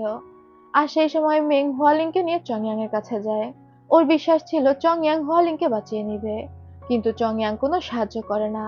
আর সেদিন থেকেই মেং এর একমাত্র টার্গেট হুয়ালিংকে জাগিয়ে তোলা এবং চংইয়াং এর উপর রিভেঞ্জ নেওয়া। এটা শুনে নানজিং বলে, হয়তো চংইয়াং তোমাকে সাহায্য করতে পারতো না, বা অন্য কোনো কারণ ছিল সাহায্য না করার। মেং তখন রেগে বলে, চংইয়াং এর পক্ষ নিয়ে কথা বলা বন্ধ করো। অঙ্গি ক্লানের সদস্যরা সবকিছু করতে পারে। চংইয়াং চাইলেই আমার হুয়ালিংকে জাগিয়ে দিতে পারতো, কিন্তু ও আমাকে কোনো সাহায্য করেনি। বছরের পর বছর, জেনারেশনের পর জেনারেশন আমরা চংইয়াং এর গোলামি করেছি। তার পরিবর্তে চংইয়াং আমাকে শুধুমাত্র যন্ত্রণায় উপহার দিয়েছে। তাই আমি একই রকম যন্ত্রণা চংয়াংকে দিতে চাই। তোমাকে মেরে আমি চংয়াংকে বোঝাতে চাই ভালোবাসার মানুষ মারা গেলে কেমন লাগে। এরই মধ্যে হুয়ালিং জেগে ওঠে, কিন্তু ওকে দেখে মনে হচ্ছিল ও নিজের মধ্যে নেই। হুয়ালিং মেং এর দিকে তাকায়। মেং হুয়ালিংকে দেখে তো অনেক এক্সাইটেড হয়ে যায়। ও হুয়ালিংকে বলছিল, তুমি জেগে উঠেছো, এই দিনটার জন্য আমি 3 বছর ধরে অপেক্ষা করছি। হুয়ালিং মেংকে কিছু বলার চেষ্টা করছিল, কিন্তু তখনই হুয়ালিং এর বডির মধ্যে কিছু একটা হতে শুরু করে, আর হুয়ালিং আবারও নিস্তেজ হয়ে যায়। মানে ও তো মারাই গিয়েছে, একজন মৃত মানুষ কিভাবে জাগবে। মেং অস্থির হয়ে হুয়ালিংকে ডাকছিল। নানজিং তখন বলে, তুমি এতদিন শুধু শুধু চেষ্টা করেছো, মৃত মানুষ কখনোই জাগতে পারে না। হুয়ালিং জেগে ওঠেনি। গোল্ডেন জু প্যারাসাইট ওর বডিটা নিয়ন্ত্রণ করছিল, যেটা খুব বেশিক্ষণ করতে পারেনি। এদিকে চংইয়ং চলে এসেছিল মেংয়ের প্যালেসে, আর ও মেংয়ের প্যালেসের দরজাতে ইংকে পড়ে থাকতে দেখে। চংইয়ং দৌড়ে গিয়ে ইংকে ধরে। তখনও পর্যন্ত ইং বেঁচে ছিল। চংইয়ং জিজ্ঞাসা করে কি হয়েছে। ইং তখন জানায় মেং ওকে মেরেছে, এমনকি মেং ওর চেহারা নষ্ট করে দিয়ে ওকে ট্রিক্স করেছে। মেংয়ের কথাতে ও নানজিংকে এখানে নিয়ে এসেছে। চংইয়ং জিজ্ঞাসা করে নানজিং কোথায়। ইং জানায় ও জানে না নানজিং কোথায়। ইং চংইয়ংকে বলে, আমি দুঃখিত, আমি একটু বেশি আশা করে ফেলেছিলাম। এটা বলে ও চংইয়ং এর মুখে হাত দিতে যায়, কিন্তু ওর হাত চংইয়ং এর মুখ পর্যন্ত পৌঁছায় না। ইং সেখানেই মারা যায়। তখনই মেং সেখানে এসে বলে, কাছে কাউকে মরতে দেখলে কেমন পেইন হয়। চংইয়ং প্রচন্ড রেগেছিল। ও মেংয়ের কাছে গিয়ে জিজ্ঞাসা করে নানজিং কোথায়। মেং তখন বলে, চিন্তা করো না, নানজিং এখনো জীবিত আছে, আর ভালোই আছে, তবে আমি ওকে কতক্ষণ জীবিত রাখতে পারবো বলতে পারছি না। চংইয়ং তখন মেংকে বলে, তুমি এমনটা কেন করছো, আমি তো কখনোই তোমার কোনো ক্ষতি করিনি, তোমার বাবা দাদা সবাই তো আমার প্রতি লয়াল ছিল, আর আমি ভেবেছিলাম তুমিও আমার প্রতি লয়াল। মেং তখন বলে, লয়াল থেকে কি লাভ হয়েছে, আমি যখন হুয়ালিংকে তোমার কাছে নিয়ে গিয়েছিলাম সাহায্য চাইতে, তুমি আমাকে সাহায্য করনি, সেদিন থেকেই আমি তোমাকে আমার শত্রু মনে করি। চংইয়ং অবাক হয়ে বলে, হুয়ালিং এর মৃত্যুর জন্য তুমি আমাকে দায়ী করো। মেং তখন বলে, তোমাকে কেন আমি দায়ী করব না, তুমি চাইলেই হুয়ালিংকে বাঁচাতে পারতে। চংইয়ং বলে, আমি কিভাবে হুয়ালিংকে বাঁচাতাম, হুয়ালিং অলরেডি মারা গিয়েছিল।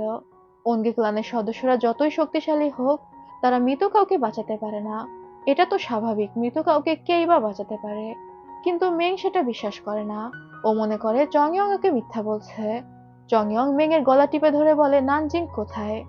মেং চংইয়ংকে ধাক্কা মেরে ফেলে দেয়, আর বলে, তুমি কি মনে করেছো আমি জানি না, তুমি এখন আমার মতোই একজন সাধারণ মানুষ, বরং তোমার শক্তি এখন আমার থেকেও কম।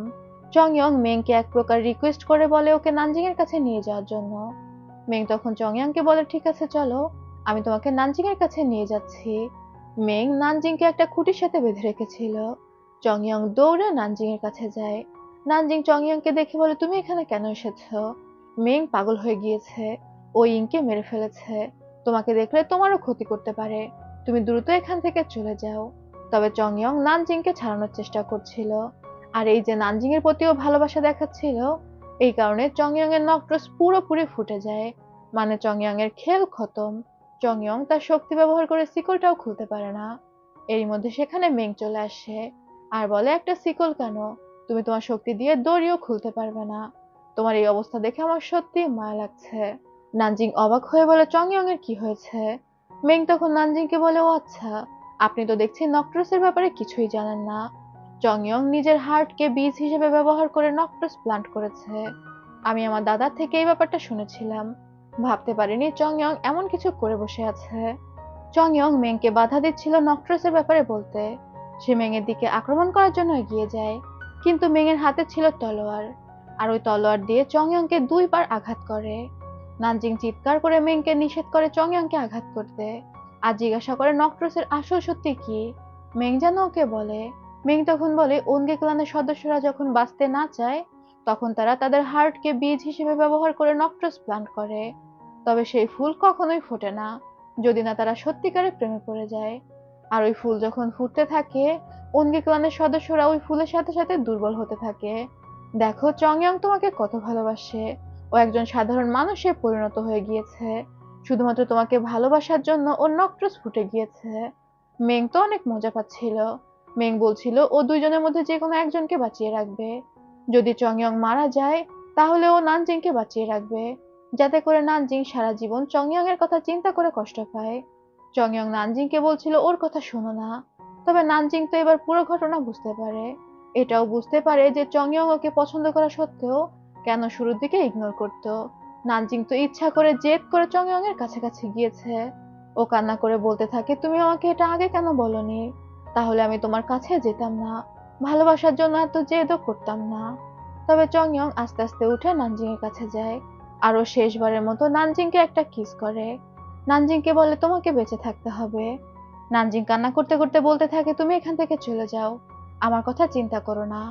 তবে চংইয়াং মেং এর দিকে এগিয়ে যায়, আর মেং এর হাতে যে তলোয়ার ছিল ইচ্ছা করে নিজের বুকে ঢুকিয়ে দেয়। মেং নিজেই হতভম্ব হয়ে তাকিয়ে থাকে। চংইয়াং নিজেই নিজেকে আঘাত করেছে, আর তারপরে সেই তলোয়ার নিজের বুক থেকে বের করে মেং এর বুকের মধ্যে ঢুকিয়ে দেয়। ও চাচ্ছিল না মেংও বেঁচে থাকুক, কারণ মেং বেঁচে থাকলে নানজিং এর জীবন দুর্বিষহ করে তুলবে। চংইয়াং মারা যাওয়ার আগে নানজিং এর জীবনের নিরাপত্তা নিশ্চিত করে যায়। তবে মেং মৃত্যুর সময় হুয়ালিংকে দেখছিল, আর শেষ সময় বলে, হুয়ালিং আমি তোমার কাছে আসছি। এখানেই মেং মারা যায়। চংইয়ং মাটিতে পড়ে যাওয়ার আগে নানজিংকে মুক্ত করে দেয়। নানজিং দৌড়ে এসে চংইয়াংকে ধরে, কান্না করে করে বলতে থাকে, আমি তোমাকে মরতে দেব না। চংইয়ং তখন নানজিংকে বলে, ভালোভাবে বেঁচে থেকো, আমার জন্য হলেও তোমাকে বেঁচে থাকতে হবে, তবে তুমি আমাকে ভুলে যেও, নিজের জীবনের সামনে এগিয়ে যেও। নানজিং তো প্রচন্ড কান্না করতে থাকে, আর চংইয়ং সেখানেই ঘুমিয়ে যায়। এরপরে দেখা যায় চংইয়ংকে নানজিং এর ঘরে নিয়ে আসা হয়েছে। সেখানে শেংও উপস্থিত ছিল। শেং কান্না করে করে বলছিল, তোমার জন্যই আমার ভাইয়ের এই অবস্থা, ও এখন চিরতরে ঘুমিয়ে পড়েছে, ওকে আর জাগানো সম্ভব হবে না। আর ইংও চলে গিয়েছে, আমি পুরোপুরি একা হয়ে গেলাম। নানজিং শেংকে জিজ্ঞাসা করে চংইয়ংকে জাগানোর আর কোনো উপায় আছে কিনা। শেং তখন বলে সে একবার শুনেছিল যদি ওনগে ক্লানের কেউ ঘুমিয়ে পড়ে তাহলে কোনো একটা হার্ট শেয়ার করার মাধ্যমে তাকে জাগিয়ে তোলা যায়, তবে এই ব্যাপারে সে ডিটেলস কিছুই জানে না। শেং নানজিংকে বলে, আমার ভাইকে দেখে রেখো, আমি এখান থেকে চলে যাচ্ছি, আর কখনোই ফিরে আসবো না। এটা বলে শেং মন খারাপ করে সেখান থেকে চলে যায়। তবে নানজিং এর মাথায় শেং এর কথাটা আটকে যায়, হার্ট শেয়ার কিভাবে করে, কিভাবে সে চংইয়াংকে জাগাতে পারবে। নানজিং চংইয়াং এর পাশে বসে বলে, আমি যে কোনো ভাবে তোমাকে জাগিয়ে তুলবো, তাতে যদি আমার সারা জীবনও লেগে যায় তাও। আর এরপরে নানজিং চংইয়াং এর ফুলের কাছে চলে যায়, সারাদিন ধরে ওই ফুলটাকে দেখতে থাকে, বিভিন্ন বই ঘাটাঘাটি করতে থাকে কিভাবে ও চংইয়াংকে জাগাতে পারবে। তবে ও কোনো সমাধানই খুঁজে পাচ্ছিল না। নানজিং এর জীবন এই ফুলের পাশেই আটকে যায়, মানে দিনের পর দিন ও শুধু এই ফুলের পাশেই থাকতো, ফুলের পাশে বসে থাকতো, এখানেই ঘুমিয়ে পড়তো। একদিন নানজিং ফুলের পাশে ঘুমিয়ে পড়েছিল, তখন ওনগে ক্লানের মাস্টার নানজিং এর কাছে আসে, আর সে নানজিং এর কাছে একটা বই রেখে চলে যায়। ঘুম ভেঙে যখন নানজিং ওই বইটা দেখতে পায়, ও বইটা খুলে পড়তে শুরু করে। এই বই থেকে নানজিং জানতে পারে কোনো জীবন্ত হৃদয় যদি এই নক্রস ফুলের উপর দেয়া হয় তাহলে চংইয়াং একটা জীবন পাবে, তবে ও আর কখনোই ওনগে ক্লানের মেম্বারদের মতো বছরের পর বছর বাঁচতে পারবে না, একজন সাধারণ মানুষের মতো জীবন পাবে। আর নানজিং এর জন্য তো এটুকুই যথেষ্ট ছিল। নানজিং তখন সিদ্ধান্ত নেয় ওর হৃদয় শেয়ার করবে। নানজিং ছুরি দিয়ে ওর হৃদয় বের করে আনে। এই সিনটা দেখার পর আমার শুধু অনন্ত জলিলের কথাই মনে পড়েছে। নানজিং বের করে আনলে কোনো দোষ নেই, অথচ অনন্ত জলিল বের করে আনলে আমরা সবাই তাকে নিয়ে ট্রোল করি। যা হোক, নানজিং নক্রসের উপর ওর হৃদয়টা দিয়ে দেয়, আর ওইটা দেওয়ার পরেই চংইয়ং জেগে ওঠে। চংইয়ং বিছানা ছেড়ে বাইরে আসে, আর ও বাইরে নানজিংকে খুঁজছিল। এদিকে নানজিং তো প্রাণপণে ছুটে আসছিল নিজের বাড়ির দিকে, চংইয়ং জেগেছে কিনা এটা দেখার জন্য। আরো বাড়ি ফিরে এসে দেখতে পায় চংইয়ং জেগে গিয়েছে। নানজিং তো প্রচন্ড খুশি হয়ে যায়, ও দৌড়ে গিয়ে চংইয়ংকে জড়িয়ে ধরে। অবশেষে একটা হ্যাপি এন্ডিং হলো, আর এই সুন্দর দৃশ্যের মধ্যে দিয়ে ড্রামার কাহিনী শেষ হয়ে যায়। তো বন্ধুরা, কেমন লাগলো এই ছোট্ট ফ্যান্টাসি ড্রামাটি অবশ্যই কমেন্ট করে জানাতে ভুলবে না। আজ তবে যাচ্ছি, আল্লাহ হাফেজ।